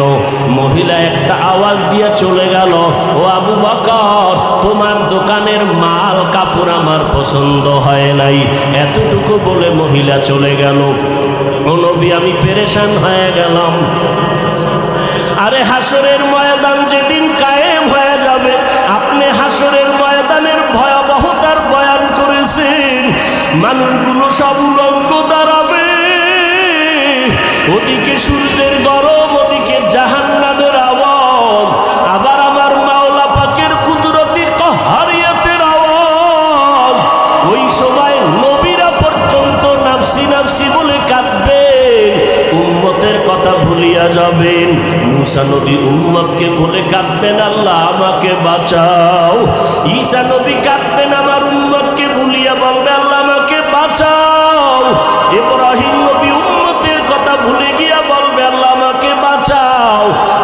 সমস্ত নবীরা বেগুনা হইয়াও যদি হাসরের ময়দানে নিজের নাফসি বলিয়া কান্না করেন, ওই সময় যদি আল্লাহ সিরিয়ালে আমি আবু বকরের ডাক দেয়, আবু বকর কই, আমি মাওলা পাকের আদালতে যখন দাঁড়াবো, আল্লাহ যদি বলে আবু বকর তোমার যে জান্নাত দিছি বিনিময়ে তুমি কি নিয়ে আসছো বলো, আমি যদি বলি আল্লাহ তেলাওয়াত নাও, জিকির নাও, জিকির করেছি, নামাজ পড়েছি নাও, আল্লাহ যদি মহিলার মতো কথাটা বলিয়াই ফালায়, আবু বকর তোমার আমল নিয়া তুমি জাহান্নামে যাও, আমার জান্নাত আমারে ফিরায় দাও। ও আল্লাহ, কারণ কি? মাওলানা, আমিও মাওলানা, আমাদের কাছে কোনো মানুষ তো একবারও আসে না দোয়ার জন্য। হাকিমুল উম্মত কত সুন্দর জবাব দিলেন, তোমরা করো কুতুববিনী আর আমি আশরাফ আলী করি কুতুববিনী। মানে তোমরা দেখো কিতাব আর আমি দেখি কুতুব। আর সহজ, তোমরা দেখো কিতাব আর আমি দেখি কিতাবওয়ালা। আমি দেখি কিতাবওয়ালা কুতুব, আমি কুতুবদের দেখি আর নেক নজর লাগাই। তাদের নেক নজর যত লাগবে ততই পাওয়ার বেড়ে যাবে। আল্লাহওয়ালাদের সাথে নেক নজর লাগাইয়া হৃদয়টাকে ভরপুর করিও। কয়দিন আর দুনিয়ার বাহাদুরি করবা? এরে যুবক, হায়াত আর কয়দিন? চোখের সামনে শুধু যুবকের লাশ আর লাশ আর লাশ, গাড়ির নিচে লাশ, পানির নিচে লাশ, ঘুমের বিছানায় লাশ, করোনায় কত লাশ, ডেঙ্গুর মহামারীর কত লাশ, ছাত্র জনতার বৈষম্য বিরোধী আন্দোলনে কত লাশ। ও আল্লাহর বান্দা, আজকে তোমার এত বয়ান কেন করতে হবে? তাবলীগওয়ালাদের মেহনত চলে, পীর মাশায়েখের মেহনত চলে, বক্তাদের মেহনত চলে, এত বয়ান এত বয়ান এত বয়ান, এরপরেও কেন নামাজ নাই, রোজা নাই, পর্দা নাই? রে যুবক,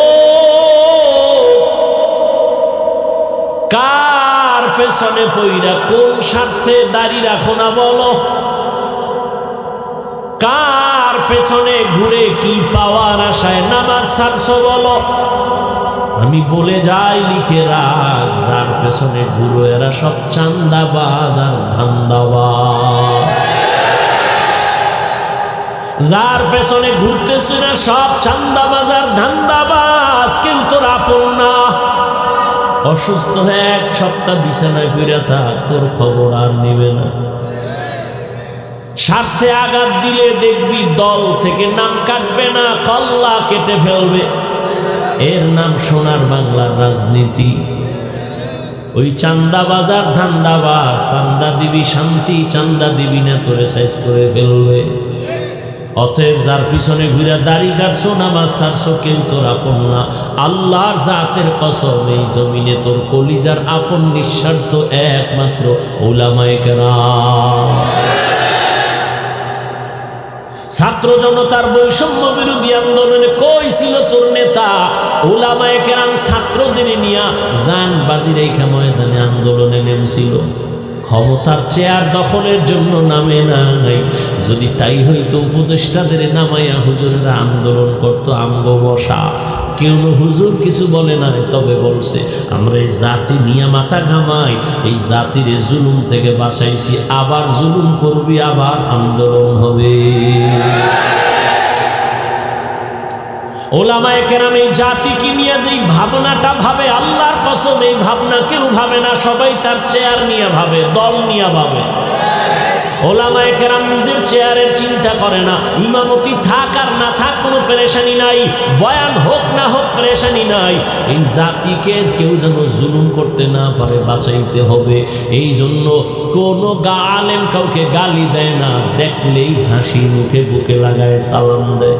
তোমারে এই কথা বইলে তারায় দেয় না, এই তুই আরবি ভারণী কয় না, তুই নামাজ পড়নি কয় না, এই বলিয়া সি সি করে তারায় দেয় না। হাত বাড়ায় বুকে লাগাইছে, বলে নাই তোর পোশাকের থেকে গন্ধ আসে, তুই তো প্রস্রাব করে পানি লও না, তুই ঠিক মতো গোসল করো না। এগুলো ভাইবা কোনো আলেম তোমাকে সালাম থেকে ফিরায় নাই, বুকে লাগানো বন্ধ করে নাই, বরং কলিজা দিয়া দোয়া করে, মোহাব্বত করে কোন দিন তুমি একটু নামাজের মুসাল্লায় দাঁড়ায় যাইবা। বিনিময় কিছু চাইছে? সরকারি চাকরি করে, বেসরকারি চাকরি করে, ডিউটি কয় ঘন্টা করে? 8 ঘন্টা, বেতন কত? নিম্নের ডাকও 20,000, টেবিলের তলে কত মুক্তা তো এমনি আছে। কিন্তু একজন ইমাম সাহেব মসজিদে ডিউটি করে কয় ঘন্টা? কথা কও, বেতন কত? হ্যাঁ, 8,000, 10,000, 6 মাস বাকি। সভাপতি দেয় 100 টাকা, তাও ঠিক মতো মাসে মাসে দেয় না। সেক্রেটারি সাহেব কত দেয়? 50 টাকা। এই ইমামের রিমান্ডে রাখছে 24 ঘন্টা। এক ওয়াক্ত নামাজে না থাকলে রিক্সাওয়ালাও কয় হুজুর গেছিলেন কই? হুজুর কয় কে তুমি? আমি রিক্সার ড্রাইভার, এত ভাওয়ার কেন? কয় 5 টাকা মাসে বেতন দেই। এই ভাওয়া এরম বেয়াদব নাই? এরপরও কি ইমাম সাহেব কোনোদিন গালি দিছে? কেউ মোনাজাতে বড় দোয়া করছে, কলিজা দিয়া দোয়া করে, ও আল্লাহ এলাকায় শান্তি দাও, ব্যবসা যারা করে বরকত দাও, চাকরি যারা করে বরকত দাও, অসুস্থ রোগীরে মাফ করো, সুস্থ বানাও, কবরওয়ালাদের জান্নাত দাও। কেমনে কেমনে দোয়া করে দেখছেন? এ টাকা দিয়ে কিনে। চিনলেন না সে আলেমদের? যদি চিনতেন বিরোধিতা করতেন। আল্লাহ হেদায়েত দান করুন। ও যুবক বাবারা, এখনো সময় আছে, তওবা করিও। আমরা ওলামায়ে কেরাম আমগো স্বার্থ নিয়ে বলছি যে খালি আমগোই ভালোবাসবে আর কেউ বাসবে না, বলছি? বরং আমগো সব লাইনে কথা। ও যুবক বাবা, মা বাবার সাথে কোনোদিন বেয়াদবি করবা না, কপাল পুড়ে যাবে। শিক্ষকের সাথে বেয়াদবি করবা না, শিক্ষার হালাত বরকত থেকে বঞ্চিত হয়ে যাবা। উলামায়ে কেরামের দোয়া নিয়ে সামনে আগাও। এবার একটু বাস্তবে দেখো তাকাইয়া, আমার কথাগুলো একটু নজর দাও। আমি এতক্ষণ বয়ান করলাম, একজনকেও হুজুর বলার বানানোর জন্য কিছু বলি নাই যে হুজুর হও, স্কুল ছাড়ো, মাদ্রাসায় যাও, টুপি লাগাও। বরং আমি বলছি বাবা, তুমি যেই লাইনে থাকো, স্কুলে পড়ো, কলেজে পড়ো, চাকরি করো, ব্যবসা করো, কোনো বাধা নাই। একজন ডাক্তার হও, ইঞ্জিনিয়ার হও, প্রফেসর হও, ব্যবসায়ী হও, চাকরিজীবী হও, তবে অনুরোধ করে বলবো বেয়াদব হইও না। তোমার ব্যবহারে কোনোদিন যেন মা বাবা কষ্ট না পায়, আলেম কষ্ট না পায়, শিক্ষক কষ্ট না পায়। কারণ মা বাবার অন্তরে কষ্ট দিবি, জীবনে কোনোদিন ডাক্তার হইয়াও শান্তি নাই। তাসলিমার মতো জুতা খায়া পালানো লাগবে। ডাক্তার হলে আদর্শমান ডাক্তার হও, আদর্শমান ইঞ্জিনিয়ার হও, আদর্শমান প্রফেসর হও। লেখাপড়া করিও, মরিয়া গেলেও যেন মানুষ তোমার আদর্শ দেখে দোয়া করে। এবার দেখো তো, তোমার লাইনে জীবনে কোনোদিন মাদ্রাসায় পড়ে নাই, আলিফ বা তাও পড়ে নাই। একটু সত্য কথা বলো, তোমার মতো লাইনে থাইকা, জেনারেল লাইনে থাইকা নামাজ পড়ে দাঁড়িয়ে রাখে এমন লোক আছেন? আর জীবনে তোমার কোনো ওয়াজের দরকার নাই। তুমি এই কথাটাই নিজেরে জিজ্ঞাসা করো, এরে মন, তোর কপাল এত খারাপ কেন? তোমার মতো যুবক স্কুল কলেজে পড়ে, নামাজ পড়ে, দাড়িওয়ালা, অভাব নাই। র্যাব, আর্মি, পুলিশ, বিডিআরের চাকরি করে, ওসি, ডিসিএসপি, অভাব নাই। ডাক্তার, প্রফেসর, ইঞ্জিনিয়ার, নামাজি, দাড়িওয়ালা, রাস্তায় গাড়ি চালায়, নামাজ ছাড়ে না, দাড়ি কাটে না। তুমি কেন পারবা না? কত ব্যবসায়ী হালালভাবে চলে, মিথ্যা বলে না, নামাজ ছাড়ে না, তুমি কেন পারবা না? ও আল্লাহর গোলাম, নজর করে দেখো কত চাকরিজীবী নামাজ ছাড়ে না। সেদিন এক আর্মি পর্যন্ত কয়, আমি চাকরি ছাইরা দেওয়ার সিদ্ধান্ত নিয়ে আসছি, দোয়া কইরেন আল্লাহ যেন হালাল রিজিক দেয়। এই সময় সেনাবাহিনীর পাওয়ার কত, তুমি ছাড়লা কেন বাবা? কয় আমারে দাড়ি কাটতে কয়। আমি চাকরি ছাড়তে রাজি, দাড়ি কাটতে রাজি না। তোমারে পাও ধরে ধরে বয়ান করি, আমি দাড়ি কাটলে লজ্জা পাই। তুমি কেমন মুসলমান যে দাড়ি রাখতে লজ্জা পাও? তোমার মুসলমান দাবি করতে লজ্জা? কিছু বেয়াদব আছে আবার, দাড়ি না রাখলে অসুবিধা কি, টুপি না পরলে অসুবিধা কি? পৃথিবীর নিকৃষ্ট বেয়াদব মুসলমানের সন্তানই প্রশ্ন আসবে কেন? কোন বেঈমানের বাচ্চা এই প্রশ্ন তোর অন্তরে ঢুকে? আল্লাহ যদি চান, ইচ্ছা করেন কাউকে হেদায়াত দিবেন, তাহলে তার সিনাটা ইসলামের জন্য খুলে দিবেন।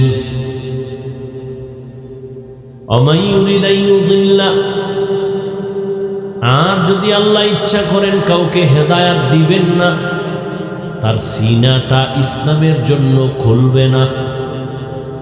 ভালো করে বুঝেন, আল্লাহ যদি ইচ্ছা করেন কাউকে হেদায়াত দিবেন, তাহলে তার সিনাটা ইসলামের জন্য খুলবে।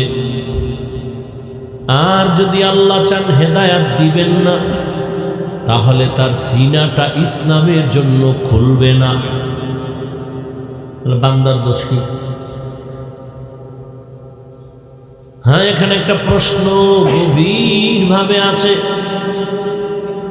আল্লাহ যদি চান হেদায়াত দিবেন, তো তার সিনাটা ইসলামের জন্য ওপেন হয়ে যাবে। তবে আল্লাহ কার বেলায় চাইবেন আর কার বেলায় চাইবেন না? আল্লাহ চাইলেই সিনা খুলবে, আর আল্লাহ যদি চান না তার সিনা। এখন আল্লাহ কার বেলায় চাইবেন, কার বেলায় চাইবেন না, এটা প্রশ্ন। আল্লাহ এই জবাব আর এক আয়াতে দিয়েছেন, ওয়াল্লাযীনা জাহাদু ফীনা লানাহদিয়ান্নাহুম সুবুলানা ওয়া ইন্নাল্লাহা লামাআল মুহসিনিন।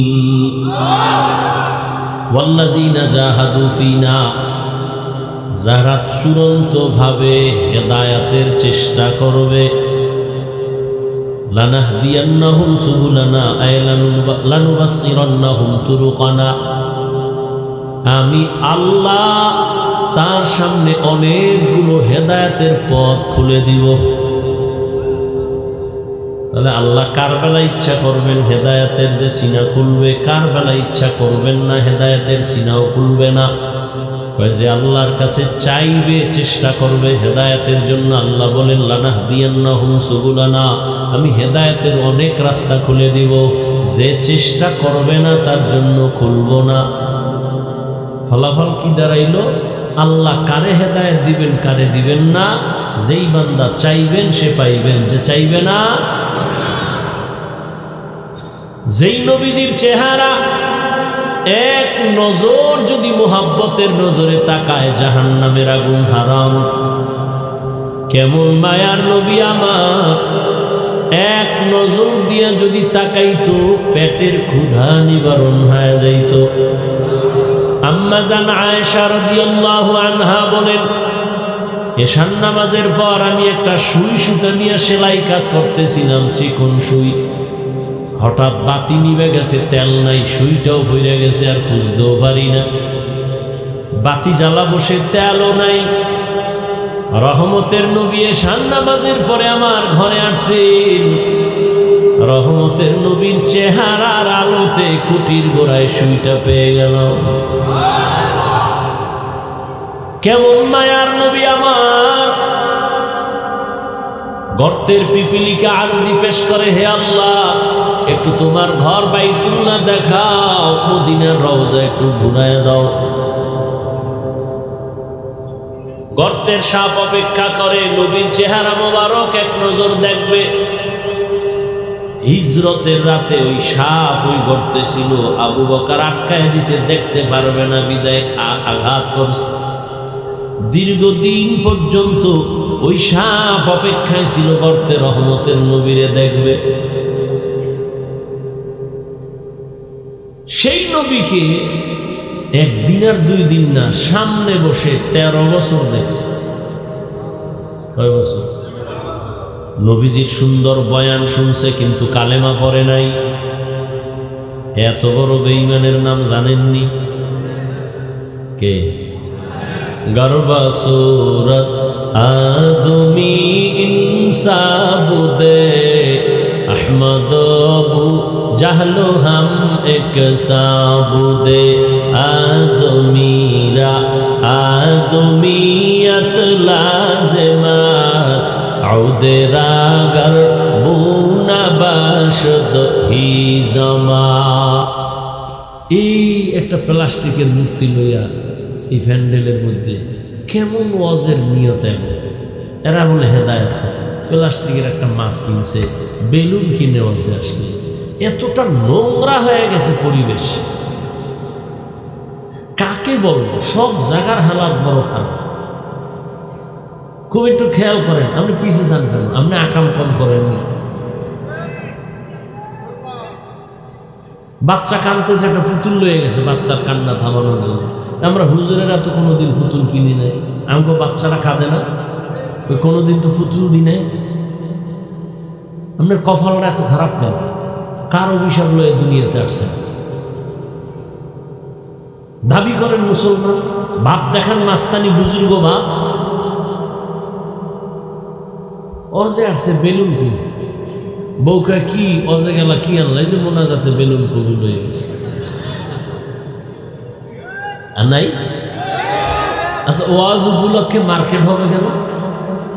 দুই একটা চায়ের দোকান থাকতে পারে, আতর টুপির দোকান থাকতে পারে, কোনো চিকিৎসার বিষয় থাকতে পারে, দুই একটা কাপড়ের দোকান থাকতে পারে, রুটির দোকান থাকতে পারে। মানুষ ক্ষুধা লাগলে একটু চা পান করলো, রুটি খাইল।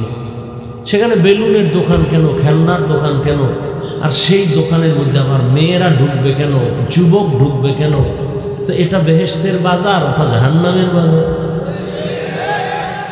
এখানে বসলে গুনাহ মাফ, আর ওখানে ঢুকলে কবিরা গুনাহ হচ্ছে।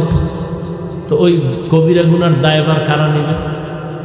শুধু এখানে না, সব জায়গায় হালাত। কেন ওয়াজের পরে এই ওয়াজের প্যান্ডেলের পাশে দোকান হবে বেলুনের, খেলনার দোকান? কারণ কি? কি হচ্ছে এগুলো সারা দেশে? কে বলবে এই কথা? জাতির কপাল এত খারাপ, প্রয়োজনে বক্তা বাদ দিবে, আকাম বাদ দিবে। আল্লাহ হেদায়াত দান করুন। বলবে বক্তা বাদ দেবে, যে আকাম বাদ দেওয়া যাবে। আল্লাহ, কি কথা বলতেছিলাম? আবু জাহেল 13 বছর নবীরে দেখলো, বয়ান শুনলো, কালেমা।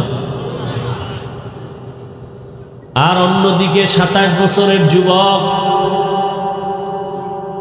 তরবারি নিয়ে দৌড়াচ্ছে নবীকে জবাই করার জন্য।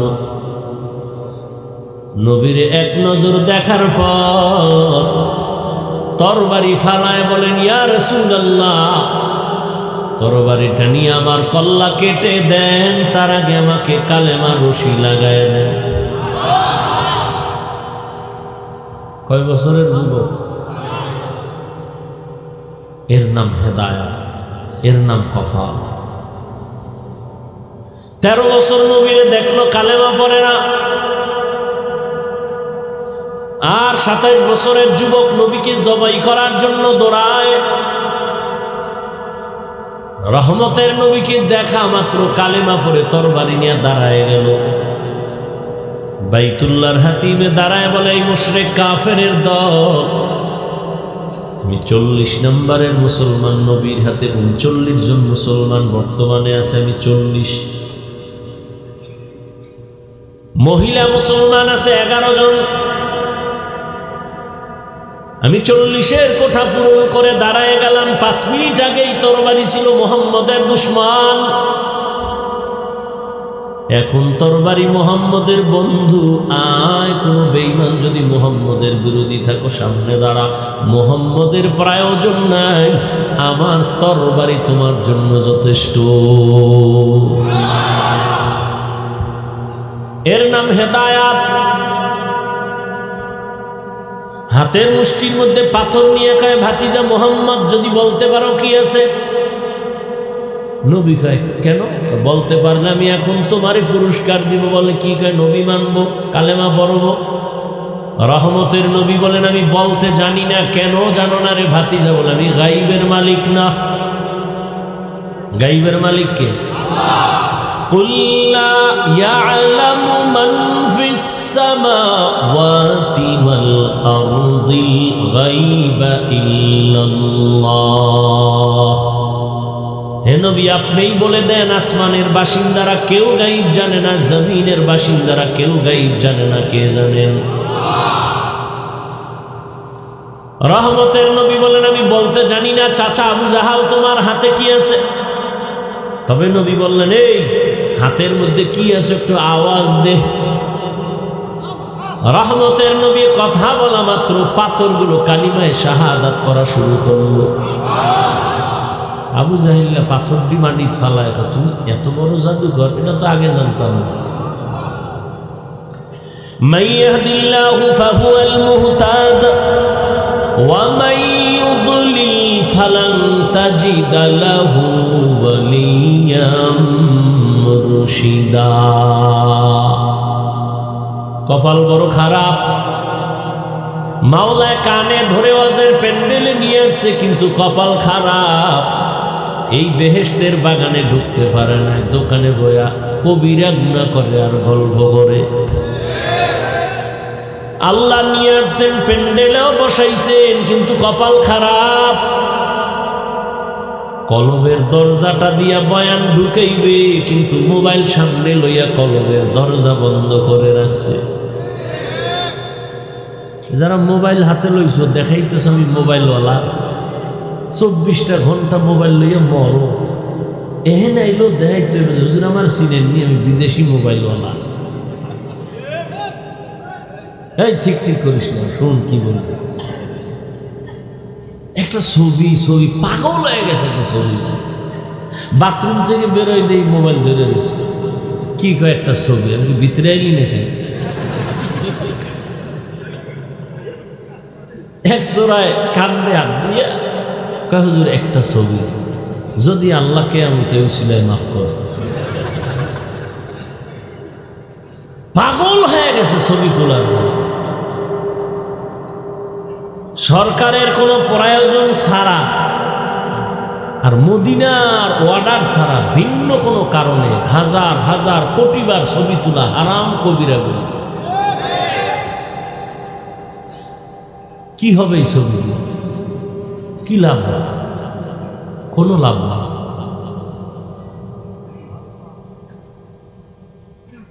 বড় রহমতের নবীর আদর্শ মতো চলো, জীবনটা ধন্য হয়ে যাবে।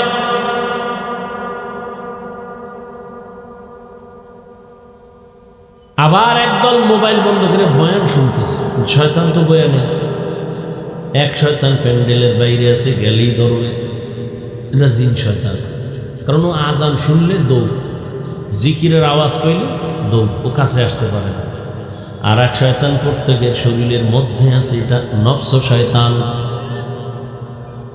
ইন্নান নাফসা লাআম্মারাতুন বিসসু ইল্লা মা রাহিমা রাব্বি ইন্না রাব্বি গফুরুর রহিম। ইউসুফ নবী বলে, শয়তান আমারেও ধাক্কা দেয়, জুলাইখার দিকে আমার মন যায় যায় ভাব। ইল্লা মা রাহিমা রাব্বি, রব আমাকে হেফাজত করেছেন, যে কারণে আমি অন্ধকার রুমের মধ্য থেকে জুলাইখার অপকর্ম থেকে নিজেকে বাঁচাই ফেললাম। আল্লাহর দয়া ছাড়া হয় নাই।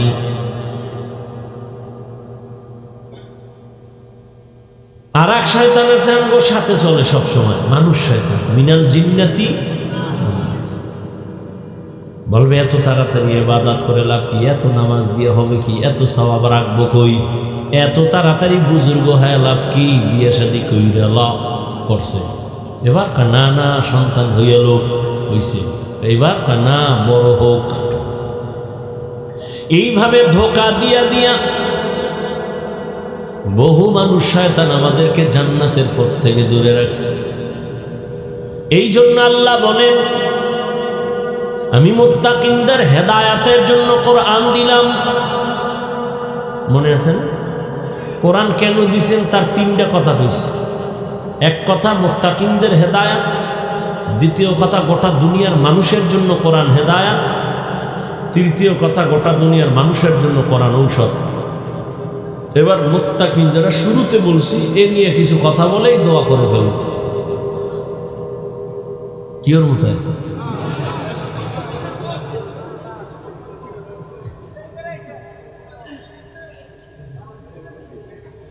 মুত্তাকি কারা? যার মধ্যে থাকে তাকওয়া। তাকওয়া মানে আল্লাহর ভয়। কার ভয়? এই যে ভয়টার নাম তাকওয়া, ভয়টা থাকে অন্তরে। কোথায়? যার অন্তরে থাকে তার নাম কি? মুত্তাকি। অন্তরে তাকওয়া থাকে। নবী বলেন আত-তাকওয়া হা হুনা, আত-তাকওয়া হা হুনা, আত-তাকওয়া হা হুনা। তাকওয়া মানে আল্লাহর ভয়, এটা অন্তরে থাকে, অন্তরে থাকে, অন্তরে থাকে। থাকে মানে জন্মলগ্ন থেকে থাকে না, এটা অর্জন করা লাগে। তাকওয়া মানে আল্লাহর ভয়। আমি যদি আপনাদের প্রশ্ন করি, আপনারা কারা কারা আল্লাহকে ভয় করেন? সবাই দুনো হাত উঁচু করবে। কিছু চালাকরা পাও আলগি দিবে, বলবে হুজুরগো থেকে আমরা বেশি আল্লাহরে ভয় করি, যদিও দাড়ি নাই, টুপি নাই, বিড়িটা নেই, কিন্তু ভয় বেশি করি আল্লাহ। হুজুরেরাই পরিমাণ ভয় করে না। এবার একটু চিন্তা করেন, আমি নামাজ পড়িয়া বলি আল্লাহকে ভয় করি, আপনি নামাজ বাদ দিয়ে বলেন আল্লাহকে ভয় করি। আমি দাড়ি রেখে বলি আল্লাহকে ভয় করি, আপনি দাড়ি না রেখে বলেন আল্লাহকে ভয় করি। দুই ভয় কি সমান? আসলে আপনার মধ্যে ভয়ই নাই। যেমন আমি উদাহরণ দিই, একজনের সাপ ভয় করে, সাপ। আসলে ভয় করে কিনা এটা প্রমাণ কি? সাপ ধরে, হ্যাঁ, বরং সাপ যেখানে থাকবে সন্দেহ ওখানেও যাবে না, এতটাই ভয় করে। ঘুমের মধ্যেও বলে সাপ সাপ সাপ। বুঝে গেল সাপরে কি করে। একটা সন্তান মা বাবাকে ভয় করে, বলে তার প্রমাণ, কয় সন্তানের সামনে, মা বাবার সামনে সন্তান অন্যায় করে না। কেন? বলে মাইরের ভয়। একটা ছাত্র শিক্ষকের ভয় করে, অন্যায় করে না। কেন? বলে শাস্তির ভয়। ঠিক এই দুনিয়ায় যেই মানুষ আমার আল্লাহকে ভয় করবে, ওই মানুষ গলায় ছুরি লাগাবে, দাড়ির মধ্যে অস্ত্র লাগাইতে পারবে না। हर के दारत खौफ हक़दार दिल मदरम जन्नतुल मअवा देहद राम मकाम जुज़बा हक़ची ज़े मखाज इंसुजा फज़ले उआ मस्ते दर जुमला जहा। আল্লাহর ভয় যার অন্তরে থাকবে সে কখনো গুনাহ করবে না। আল ইহতিরাজ আনিল মাসিয়া, তাকওয়া মানে গুনাহ থেকে বেঁচে থাকা। এর নাম তাকওয়া, আল্লাহর ভয়। এই তাকওয়া থাকবে অন্তরে। কোথা থেকে তুমি তাকওয়া নিয়ে অন্তরে ঢুকাইবা? তাকওয়ার ঠিকানা কি? লিকুল্লি শাইইন মা'দিনুন ওয়া মা'দিনুত তাকওয়া কুলুবুল আরিফিন। প্রত্যেকটা ভালো জিনিস রাখার গোডাউন আছে, তাকওয়ার গোডাউন হলো আল্লাহর প্রিয় বান্দাদের কলব। তাদের সাথে সংযোগ লাগায় দেও, তারা যখন নেক নজর দিয়ে তাকাবে, কলবের মধ্যে তাকওয়ার পাওয়ার ঢুকবে। কারণ আল্লাহওয়ালাদের নজরে পাওয়ার আছে। গাঞ্জাখোরের নজরে পাওয়ার আছে না? একটা গাঞ্জাখোর বেনামাজি, খুব খেয়াল করো, গাঞ্জাখোর বেনামাজি দেখ গাভীর দুধ দোয়াইতেছে, একজন বালতি ভরে গেছে 20 কেজি। ও কপাল হাত দিয়ে কয় ওরে দুধ, পরের দিন 1.5 কেজি। আছে না? গাছে নারিকেল, অনেক নারিকেল, এত নারিকেল, পরের দিন থেকে নারিকেল নেই। শুধু কি তাই, একটা বাচ্চা অসুস্থ, সুন্দর চেহারা, এত সুন্দর, নজর লেগে গেছে। এটার কাছে বদ নজর। কি নজর? আপনারা দেখেন না আপনাদের এলাকায় কদু গাছ লাগায় না? বিভিন্ন ফসলের জমিনে জুতা টানায়, জুতা দেখছেন? কেন? জুতা টানাইলে জুতার বরকতে কদু বড় হবে। জুতা টানায় কেন? কারণ বরকতি জুতা নমরুদদের গালে লাগছে, কত বরকত। কেন জুতা টানায়? বদনজর থেকে হেফাজতের জন্য। কার বদনজর? বেআমলওয়ালা গাঞ্জাখোর বেনামাজি। আচ্ছা, একটা বেনামাজি গাঞ্জাখোরের চোখের নজর লাগলে একটা বাচ্চার মধ্যে যদি রিয়াকশন হয়, তাহলে একজন তাহাজ্জুদওয়ালা, জিকির কর্মেওয়ালা, তাকওয়াওয়ালা নেক নজর দিলে কেন অ্যাকশন হবে না? হবে না? পৃথিবীর একজন চিকিৎসা বিজ্ঞানী, নাম অনেক শিক্ষিতরা জানেন, আবু আলী সিনা, চিকিৎসা বিজ্ঞানীদের মধ্যে একজন। তিনি একদিন কোন এক এলাকায় এক ব্যক্তি অসুস্থ, তার ঝাড়ফুঁক দিতেছে, তার সামনে এক বুজুর্গ, আবু আলী সিনার সামনে সে বসা, পাশে একজন বুজুর্গ একটা রুগীরে ঝাড়ফুঁক দিতেছে, শরীর মেসেজ করতেছে আর ফুল দিতেছে। বুজুর্গ আল্লাহওয়ালা, তো আবু আলী সিনা সে চিকিৎসা বিজ্ঞানী, সে পাশে বইয়া কয়, আপনি করেন কি? এই ফুফা দানাতে কি হইব? বুজুর্গ মানুষ তো কথা কম কয়, যেটা কয় কলিজা সাদা করে কয়। চুপ করে রইছে, ও বক বক করতেই আছে। এই মেয়ে কি হইব, কি হইব? তুমি গাধা, এটি বুঝবা না। এত বড় চিকিৎসা বিজ্ঞানী আবু আলী সিনা, তাকে যখন এই কথা কইছে, মাথা ঠান্ডা, পুরা গরম। এত বড় সাহস, আপনি হুজুরের এই কথা কেমনে করবেন? দুনিয়ার মানুষ আকাম করে, সমস্যা নেই। হুজুরের আর একটা সিরিয়া টাকা দিলে হুজুরে কেমনে করলেন এই আকামটা? সব দোষ হুজুর। আবু আলী সিনা বলেন, আমাকে গালি দিলেন কেন? আবার এক মুখে কথা বলতেছে, হুজুর চুপ। ওই ইনজেকশন একটা দিয়ে চুপ হয়ে গেছে। কিছুক্ষণ পর কয়, ভাই আপনি রাগ করলেন। রাগ করবো না বলে কয়, আমি কি বলতে, আপনার গায়ে হাত দিয়েছি? কয়, আপনি এত একটা কথা বলছি জবান দিয়ে, এইটা আপনার জ্বললে গেল বিষয়। আপনি এই কথা কেন বলবেন? কথা, আমার মুখের একটা কথা যদি আপনার কলিজা জ্বালায় দিতে পারে, আমার মুখের তেলাওয়াতের ফুতে এই বান্দা সুস্থ হবে না কেন?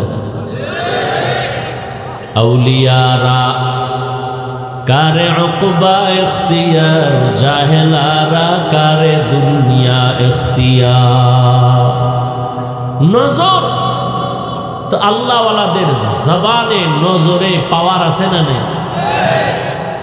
এই পাওয়ারের নাম কোরআনের ভাষায় ফুরকান, হাদিসের ভাষায় পাওয়ারের নাম ফেরাসাত। ইয়া আইয়ুহাল্লাযীনা আমানু ইন তাত্তাকুল্লাহ ইয়াজআল লাকুম ফুরকানা। قال النبي صلى الله عليه وآله وسلم اتقوا فراسة المؤمن فإنه ينظر بنور الله। আল্লাহ কোরআনে বলেন, যারা তাকওয়ার উপরে মুজাহাদা করে, আমি আল্লাহ তাদেরকে পাওয়ার দান করি। ওই পাওয়ারের নাম হলো ফুরকান। মা মা'নাল ফুরকান? হুয়া নূরুম মিন ইলাহি। আল্লাহর দেওয়া নূরের একটা আলোর নাম ওই পাওয়ার, আল্লাহর দেওয়া নূর। নবীজি হাদিসে বলেন, তোমরা ভয় আর সতর্ক থাকো, আল্লাহর প্রিয় বান্দাদের ফেরাসাতের পাওয়ার বড় মারাত্মক। তোমরা যা দেখো না, আল্লাহর প্রিয় বান্দারা সব কিছুটা দেখতে পায়। চামড়ার চোখ দিয়ে দেখে না, আল্লাহর নূরের পাওয়ার দিয়ে দেখে।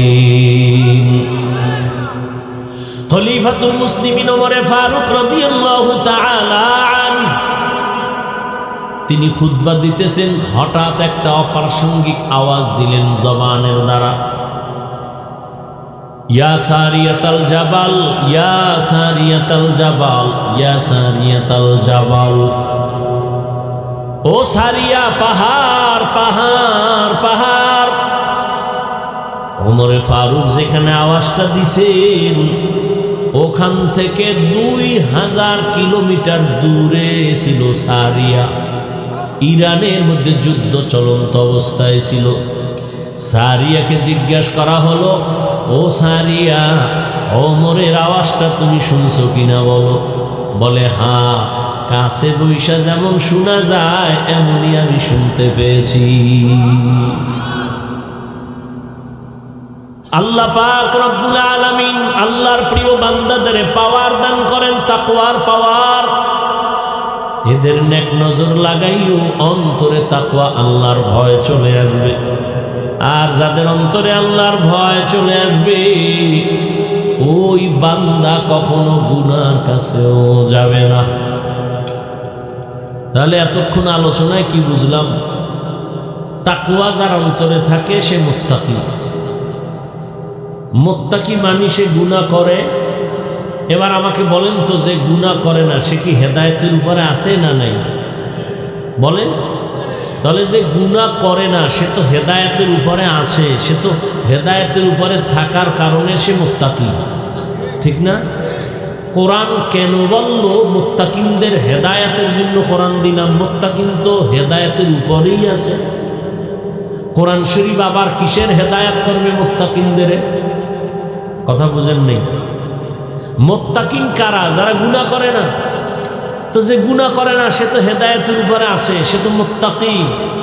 হুদাল্লিল মুত্তাকিন, মুত্তাকিনদেরকে কোরআন হেদায়েত করবে, তার মানে সে তো হেদায়েতের উপরেই আছে।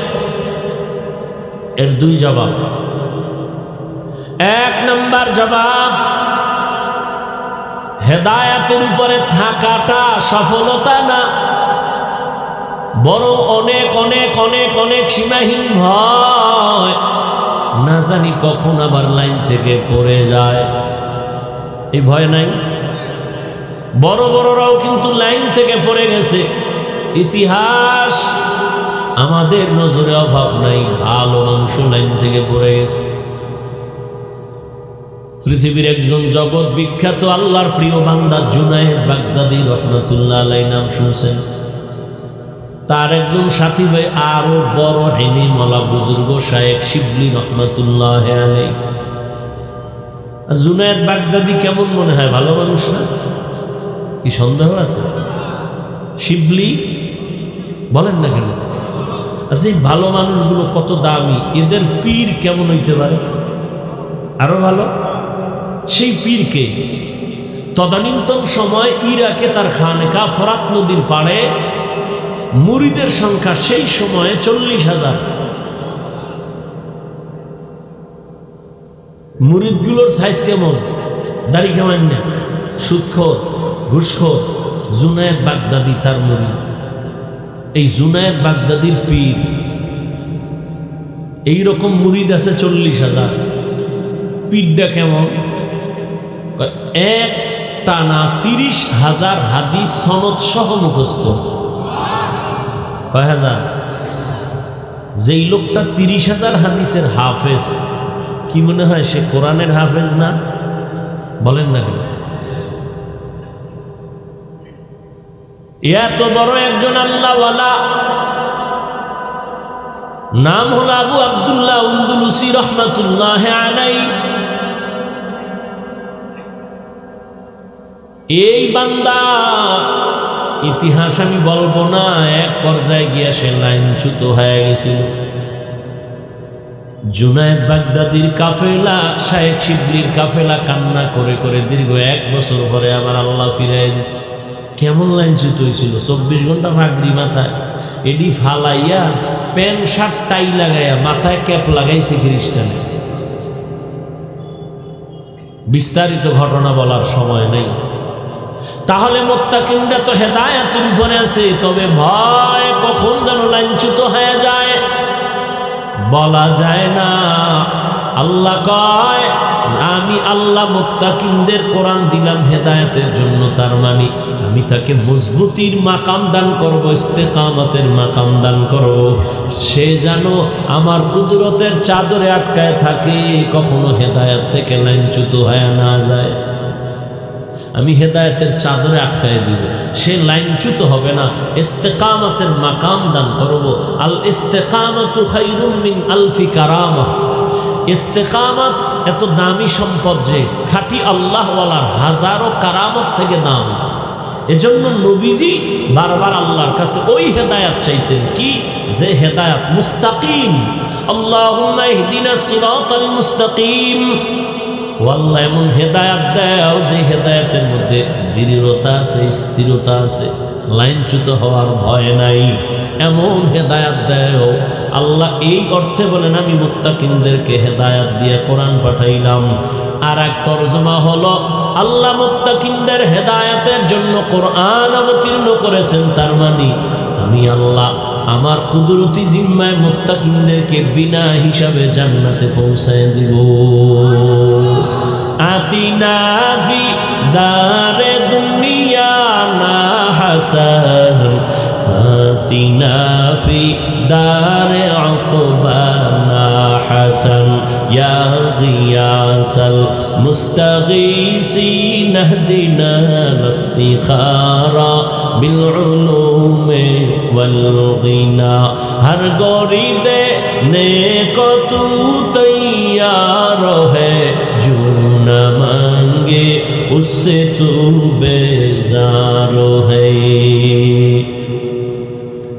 মুত্তাকিনদের দাম অনেক আল্লাহর কাছে বেশি। ইন্না আকরামাকুম ইনদাল্লাহি আতকাকুম, আল্লাহর কাছে দামি ওই বান্দা বান্দি যে সব থেকে বেশি আল্লাহকে ভয় করে গুনাহ করে না। আল্লাহর ভয়ের অর্থ জীবন যাবে গুনাহ ইচ্ছা করে করবে না, যদি ভুলেও গুনাহ হয় তওবা করতে দেরি করবে না। আর এই মাকামটা অর্জন করার জন্য খাঁটি আল্লাহওয়ালার নেক নজর না থাকলে সম্ভব হবে না। আল্লাহর প্রিয় বান্দাদের নেক নজর অন্তরের মধ্যে ঢুকাও। আল্লাহওয়ালাদের নজর যত লাগবে তত পাওয়ার, তত পাওয়ার, তত পাওয়ার।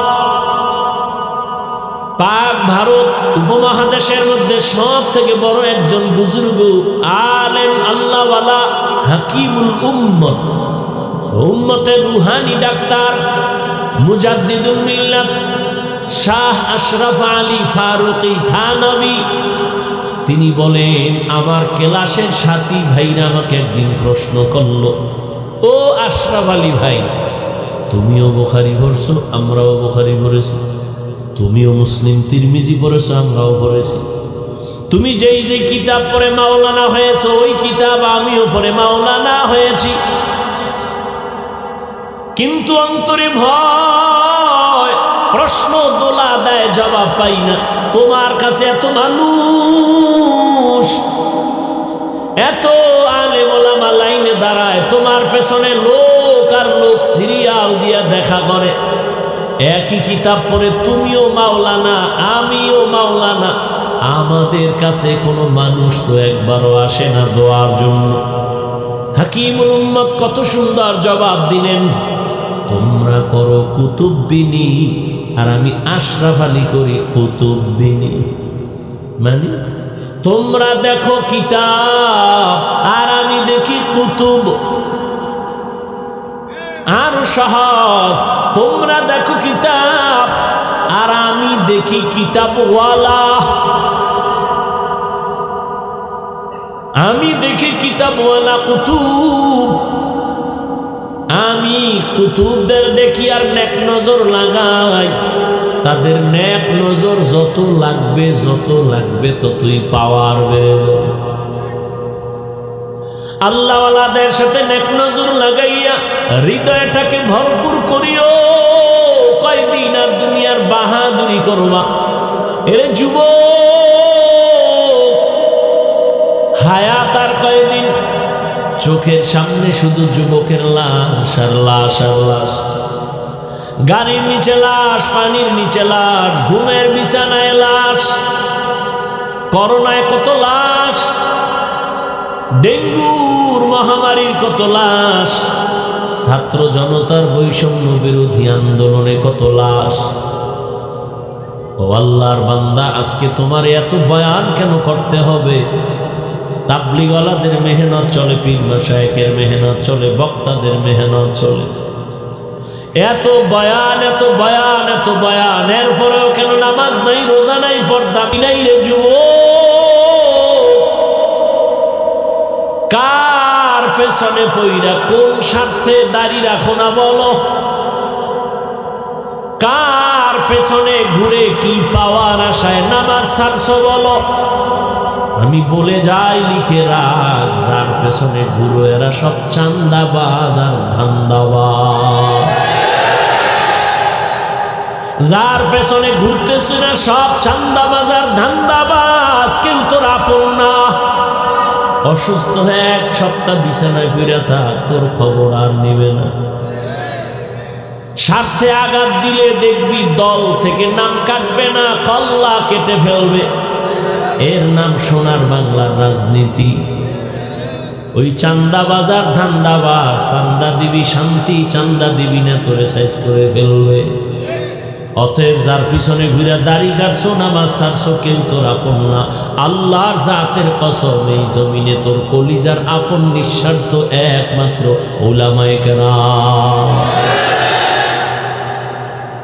ছাত্র জনতার বৈষম্য বিরোধী আন্দোলনে কই ছিল তোর নেতা? উলামায়ে কেরাম ছাত্রদের নিয়ে জান বাজি রেখা ময়দানে আন্দোলনে নেমেছিল। ক্ষমতার চেয়ার দখলের জন্য নামে নাই। যদি তাই হইতো উপদেষ্টাদের নামাইয়া হুজুরেরা আন্দোলন করতো আমগো বসা। কেউ হুজুর কিছু বলে না, তবে বলছে আমরা এই জাতি নিয়ে মাথা ঘামাই, এই জাতির জুলুম থেকে বাঁচাইছি, আবার জুলুম করবি, আবার আন্দোলন হবে। ওলামায়ে কেরাম এই জাতিকে নিয়ে যেই ভাবনাটা ভাবে, আল্লাহর কসম এই ভাবনা কেউ ভাবে না। সবাই তার চেয়ার নিয়ে ভাবে, দল নিয়ে ভাবে। ওলামায়ে কেরাম নিজের চেয়ারের চিন্তা করে না। ইমামতি থাক আর না থাক কোনো পেরেশানি নাই, বয়ান হোক না হোক পেরেশানি নাই। এই জাতিকে কেউ যেন জুলুম করতে না পারে, বাঁচাইতে হবে। এই জন্য কোনো আলেম কাউকে গালি দেয় না, দেখলেই হাসি মুখে বুকে লাগায় সালাম দেয়। তোমারে এই কথা বইলে তারায় দেয় না, এ তুই আরবি ভারণী কয় না, তুই নামাজ পড়নি কয় না, এই বলিয়া সি করে তারায় দেয় না। হাত বাড়ায় বুকে লাগাইছে, বলে নাই তোর পোশাকের থেকে গন্ধ আসে, তুই তো প্রস্রাব করে পানি লও না, তুই ঠিক মতো গোসল করো না। এগুলো ভাইবা কোনো আলেম তোমাকে সালাম থেকে ফিরায় নাই, বুকে লাগানো বন্ধ করে নাই, বরং কলিজা দিয়া দোয়া করে, মোহাব্বত করে কোন দিন তুমি একটু নামাজের মুসাল্লায় দাঁড়ায় যাইবা। বিনিময় কিছু চাইছে? সরকারি চাকরি করে, বেসরকারি চাকরি করে, ডিউটি কয় ঘন্টা করে? 8 ঘন্টা। বেতন কত? নিম্নের ডাকও 20,000। টেবিলের তলে কত মুক্তা তো এমনিই আছে। কিন্তু একজন ইমাম সাহেব মসজিদে ডিউটি করে কয় ঘন্টা? কথা কও, বেতন কত? হ্যাঁ, 8,000, 10,000, 6 মাস বাকি। সভাপতি দেয় 100 টাকা, তাও ঠিক মতো মাসে মাসে দেয় না। সেক্রেটারি সাহেব কত দেয়? 50 টাকা। এই ইমামের রিমান্ডে রাখছে 24 ঘন্টা। একক তো নামাজে না থাকলে রিক্সাওয়ালাও কয় হুজুর গেছিলেন কই? হুজুর কয় কে তুমি? আমি রিক্সা ড্রাইভার, এত ভাওয়ার কেন? কয় 5 টাকা মাসে বেতন দেই। এই ভাওয়া এরম বেয়াদব নাই? এরপরও কি ইমাম সাহেব কোনোদিন গালি দিছে? কেউ মোনাজাতে বড় দোয়া করছে, কলিজা দিয়া দোয়া করে, ও আল্লাহ এলাকায় শান্তি দাও, ব্যবসা যারা করে বরকত দাও, চাকরি যারা করে বরকত দাও, অসুস্থ রোগীরে মাফ করো, সুস্থ বানাও, কবরওয়ালাদের জান্নাত দাও। কেমনে কেমনে দোয়া করে দেখছেন? এ টাকা দিয়ে কিনে যায়। চিনলেন না সে আলেমদের? যদি চিনতেন বিরোধিতা করতেন। আল্লাহ হেদায়েত দান করুন। ও যুবক বাবারা, এখনো সময় আছে, তওবা করিও। আমরা ওলামায়ে কেরাম আমগো স্বার্থ নিয়ে বলছি যে খালি আমগোই ভালোবাসবে, আর কেউ রে বাসবে না বলছি, বরং আমগো সব লাইনে কথা। ও যুবক বাবা, মা বাবার সাথে কোনোদিন বেয়াদবি করবা না, কপাল পুড়ে যাবে। শিক্ষকের সাথে বেয়াদবি করবা না, শিক্ষার হালাত বরকত থেকে বঞ্চিত হয়ে যাবা। উলামায়ে কেরামের দোয়া নিয়ে সামনে আগাও। এবার একটু বাস্তবে দেখো, তাকাইয়া আমার কথাগুলো একটু নজর দাও। আমি এতক্ষণ বয়ান করলাম, একজনকেও হুজুর বলার বানানোর জন্য কিছু বলি নাই যে হুজুর হও, স্কুল ছাড়ো, মাদ্রাসায় যাও, টুপি লাগাও। বরং আমি বলছি বাবা তুমি যেই লাইনে থাকো, স্কুলে পড়ো, কলেজে পড়ো, চাকরি করো, ব্যবসা করো, কোনো বাধা নাই। একজন ডাক্তার হও, ইঞ্জিনিয়ার হও, প্রফেসর হও, ব্যবসায়ী হও, চাকরিজীবী হও, তবে অনুরোধ করে বলবো বেয়াদব হইও না। তোমার ব্যবহারে কোনোদিন যেন মা বাবা কষ্ট না পায়, আলেম কষ্ট না পায়, শিক্ষক কষ্ট না পায়। কারণ মা বাবার অন্তরে কষ্ট দিবি, জীবনে কোনোদিন ডাক্তার হইয়াও শান্তি নাই। তাসলিমার মতো জুতা খায়া পালানো লাগবে। ডাক্তার হলে আদর্শমান ডাক্তার হও, আদর্শমান ইঞ্জিনিয়ার হও, আদর্শমান প্রফেসর হও। লেখাপড়া করিও, মরিয়া গেলেও যেন মানুষ তোমার আদর্শ দেখে দোয়া করে। এবার দেখো তো, তোমার লাইনে জীবনে কোনোদিন মাদ্রাসায় পড়ে নাই, আলিফ বা তাও পড়ে নাই। একটু সত্য কথা বলো, তোমার মতো লাইনে থাইকা, জেনারেল লাইনে থাইকা নামাজ পড়ে, দাঁড়িয়ে রাখে এমন লোক আছেন? আর জীবনে তোমার কোনো ওয়াজের দরকার নাই। তুমি এই কথাটাই নিজেরে জিজ্ঞাসা করো, এরে মন, তোর কপাল এত খারাপ কেন? তোমার মতো যুবক স্কুল কলেজে পড়ে, নামাজ পড়ে, দাড়িওয়ালা, অভাব নাই। র্যাব, আর্মি, পুলিশ, বিডিআরের চাকরি করে, ওসি, ডিসিএসপি, অভাব নাই। ডাক্তার, প্রফেসর, ইঞ্জিনিয়ার, নামাজি, দাড়িওয়ালা, রাস্তায় গাড়ি চালায়, নামাজ ছাড়ে না, দাড়ি কাটে না। তুমি কেন পারবা না? কত ব্যবসায়ী হালালভাবে চলে, মিথ্যা বলে না, নামাজ ছাড়ে না, তুমি কেন পারবা না? ও আল্লাহর গোলাম, নজর করে দেখো কত চাকরিজীবী নামাজ ছাড়ে না। সেদিন এক আর্মি পর্যন্ত কয়, আমি চাকরি ছাইরা দেওয়ার সিদ্ধান্ত নিয়ে আসছি, দোয়া কইরেন আল্লাহ যেন হালাল রিজিক দেয়। এই সময় সেনাবাহিনীর পাওয়ার কত, তুমি ছাড়লা কেন বাবা? কয় আমারে দাড়ি কাটতে কয়, আমি চাকরি ছাড়তে রাজি, দাড়ি কাটতে রাজি না। তোমারে পাও ধরে ধরে বয়ান করি, আমি দাড়ি কাটলে লজ্জা পাই। তুমি কেমন মুসলমান যে দাড়ি রাখতে লজ্জা পাও? তোমার মুসলমান দাবি করতে লজ্জা? কিছু বেয়াদব আছে আবার, দাড়ি না রাখলে অসুবিধা কি, টুপি না পরলে অসুবিধা কি? পৃথিবীর নিকৃষ্ট বেয়াদব মুসলমানের সন্তানই প্রশ্ন আসবে কেন? কোন বেঈমানের বাচ্চা এই প্রশ্ন তোর অন্তরে ঢুকাইছে? মন থাকবে দুর্বল, হুজুর পাইলে দোয়া চাবি, হুজুর পারি না দাড়ি রাখতে, নামাজ পড়তে, একটু দোয়া কইরেন, চেষ্টা করবে। এটা মুসলমান হিসেবে কথা। কত বড় বেয়াদব, কত বড় কুলাঙ্গা যে প্রশ্ন তুলে না রাখলে অসুবিধা কি? তো কিয়ামতের দিন যদি রসুল তোকে বলে দেয়, এই বেঈমান, তোর মতো বেয়াদব আমি রসুলের উম্মত না হইলে অসুবিধা কি? ভাব কত বড় কুলাঙ্গা। আপনি দাড়ি রাখেন না, আপনারা কেউ গালি দিছে, তো মনটা আপনি নরম রাখবেন যে হুজুর রাখা দরকার, পারি না, দোয়া করে। এটাই তো মুসলমানের কথা। প্রশ্ন আসবে কেন? না রাখলে অসুবিধা কি? এটা কি তোমার বাবার কোনো সম্পদ? মন চাইলে রাখবা, মন চাইলে রাখবা না। তুমি কালেমা বাদ দিয়ে ভিন্ন ধর্মে চলে যাও, তোমার সাথে কোনো দ্বন্দ্ব হবে না। দাবিও করবা নবীর উম্মত, ক্ষতি করবা রসুলের আদর্শের, এই সুযোগটা আমরা সুস্থ থাকতে দিতে পারি না।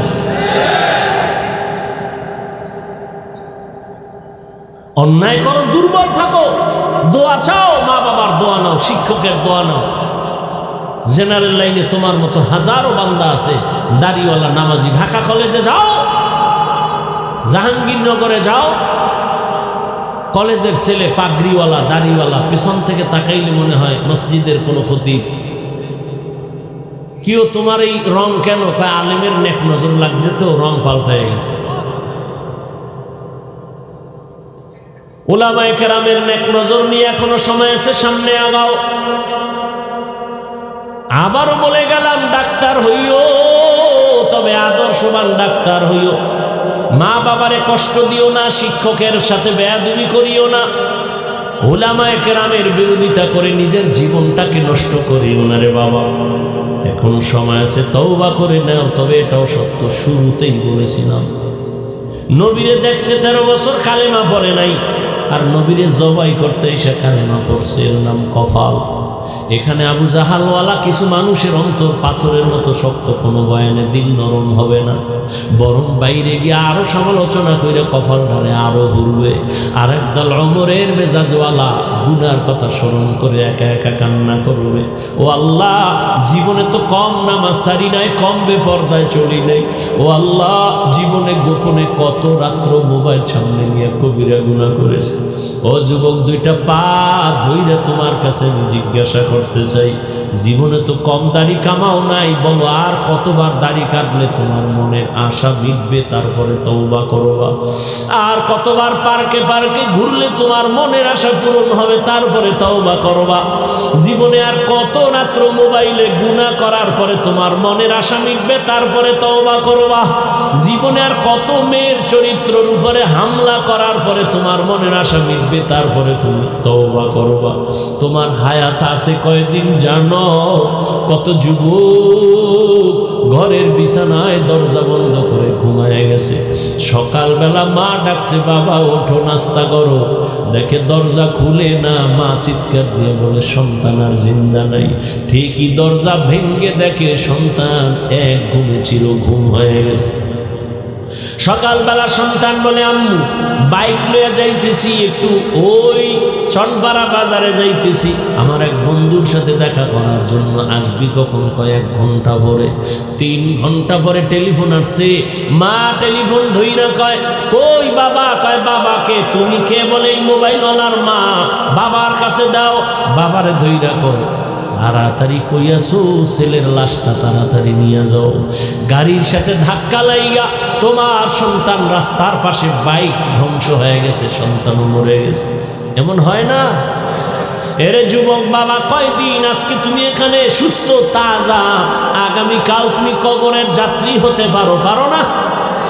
এই ভয় নিয়ে যদি রাতের বেলা ঘুমাও, যে ঘুমের মধ্যে যদি আজরাইল আসে, এই চিন্তা কইরা যদি ঘুমাইতি, কানের মধ্যে গানের তার লাগায় ঘুমাইতে পারতি না। আজরাইল আইসা যদি দেখে তোর কানের ভেতরে গানের তার লাগানো, একটু চিন্তা করো মুসলমান হিসাবে আমার আল্লাহর কাছে কি জবাব দিবা? ও যুবক, আমিও তো তোমার মতো প্যান্ট শার্ট টাই পরে যদি দাড়ি কেটে রাস্তায় ঘুরতাম, কেউ আমারে বাধা দিত না রে বাবা। কিন্তু এত কষ্ট, এত গালি, এত বিরোধিতার পরে কেন ইমান ছাড়ি না? আল্লাহর কোরআন সত্য, গুনাহগারের জন্য জাহান্নাম তাও সত্য, নেক আমলওয়ালার জন্য জান্নাত। ও আল্লাহর বান্দা, আমরা নবীর আদর্শ মানার কারণে সম্মান তো কমে নাই। ও যুবক, এখনো সময় আছে, তওবা করো। পর্দার আড়ালের মা বোনেরা, আপনাদের মতো ধন্য কে আছে? আপনারা সাহাবায়ে কেরামদের মায়ের মতো দামি মা, আম্বিয়ায়ে কেরামদের মায়ের মতো দামি মা। আপনারা তো আয়েশা রাদিয়াল্লাহু আনহার মতো দামি নারী, ফাতেমা রাদিয়াল্লাহু আনহার মতো দামি নারী, খাদিজা রাদিয়াল্লাহু আনহার মতো দামি নারী, ইসমাঈল নবীর মা হাজেরা আলাইহিস সালামের মতো দামি নারী, ঈসা নবীর মা মারিয়াম আলাইহিস সালামের মতো দামি নারী। আরে আম্মা জান, এই জমিনে এক নিকৃষ্ট বেঈমান ফেরাউন, জানেননি তার নাম? এই বেঈমান ফেরাউনের স্ত্রীর নামটা কি জানেন? আরে আম্মা জানেরা, এত বড় বেঈমান ফেরাউন মিশরের চেয়ারে বসে আল্লাহর বিরুদ্ধে গিয়া নিজের খোদা দাবি করলো, অথচ তারপরে তার আপন স্ত্রীর পাওয়ার কত। কিন্তু সব কিছু লাত্তি মেরে ওই আসিয়া আল্লাহর পেয়ারা বান্দি হয়ে জান্নাতি হলো। নবীজি বলেন কিয়ামতের দিন জান্নাতে আসিয়ার সাথে আমার বিবাহের ব্যবস্থা হয়ে যাবে। এরে আম্মা জানেরা, আপনার স্বামী তো ফেরাউনের মতো খারাপ না। আপনি কি পারতেন না নামাজ পড়ে আপনার স্বামীর জন্য দোয়া করতেন? ও আল্লাহ, আমার স্বামী দিন নাই রাত নাই কষ্ট করে নিজের শান্তির জন্য না, যত কামাই রুজি করে সব আমাদের শান্তির জন্যই করে। ও আল্লাহ, তুমি হেফাজত করো, কামাইতে বরকত দান করো। স্বামী ঘরে আসলে সালাম দিতে, আর নামাজের জন্য বলতেন, নামাজ পড়ার জন্য। আর যদি বলতেন স্বামী আমার মা বাবার মোহাব্বত বাদ দিয়া তোমার সংসারে চলে আসছি, খেয়ে থাকলেও আসি, না খেয়েও থাকলে আসি, তবে তোমার কাছে আমার জীবনের দাবি, হারাম টাকা ঘরে ঢুকাইবা না, অবৈধ মাল ঘরে আনবা না। কারণ অবৈধ মাল দিয়া রক্ত নাপাক করব না, সন্তানের রক্ত নাপাক করতে দিব না। আম্মা জান যদি স্বামীরে বুঝাইতেন, কোন স্বামী হারাম টাকা ঘরে নিতে পারত না, হারাম মাল ঘরে ঢুকাইতে পারত না। কারণ হারাম টাকার খানা যদি সন্তান খায়, ওই সন্তান কোনোদিন মা বাবার কোনো উপকারে আসবে না, খেদমত করবে না। এরে আম্মা জানেরা, এখনো সময় আছে, তওবা করেন। আপনার মতো কত মা এখনো পাওয়া যাবে এলাকায়, পর্দা রক্ষা করে চলে, নামাজ পড়ে, স্বামীর মাল হেফাজত করে, সন্তানগুলো আদর্শওয়ালা বানানোর চেষ্টা করে, মোবাইলে চরিত্র বিক্রি করে না। এরে আম্মা জান, আপনি কেন পারবেন না? এখনো সময় আছে, তওবা করেন। বৃদ্ধ বাবাজি, আপনার মতো কত বুড়ারা মসজিদে গিয়ে নামাজ আদায় করে, আপনি কেন পারবেন না? এখন থেকে তওবা করেন। ও যুবক বাবা, ওই মা বাবার দোয়া নিয়া, উলামায়ে কেরামের পরামর্শ নিয়া, নবীর তরিকা মেনে শিক্ষকের দোয়া নিয়া চলবা। আর দাড়ি কাটবা না, বেপরদায় চলবা না, মা বাবারে কষ্ট দিবা না। কোনোদিন আর নবীর তরিকার বাইরে চলবা না। স্কুলে কলেজে পড়ো, চাকরি করো, ব্যবসা করো, নামাজ আর ছাড়বা না। তওবা করার মতো যদি কারো অন্তর তৈরি হয়, মুনাফিকি না থাকে, খাঁটি তওবার নিয়ত যাদের আছে, দুটো হাত আল্লাহকে দেখাইয়া দাও। আয় আল্লাহ, হাতগুলো কবুল করে নেন, তওবা কবুল করে নেন। তওবার উপরে মজবুত হইয়া চলার মতো তৌফিক দান করেন, আমিন।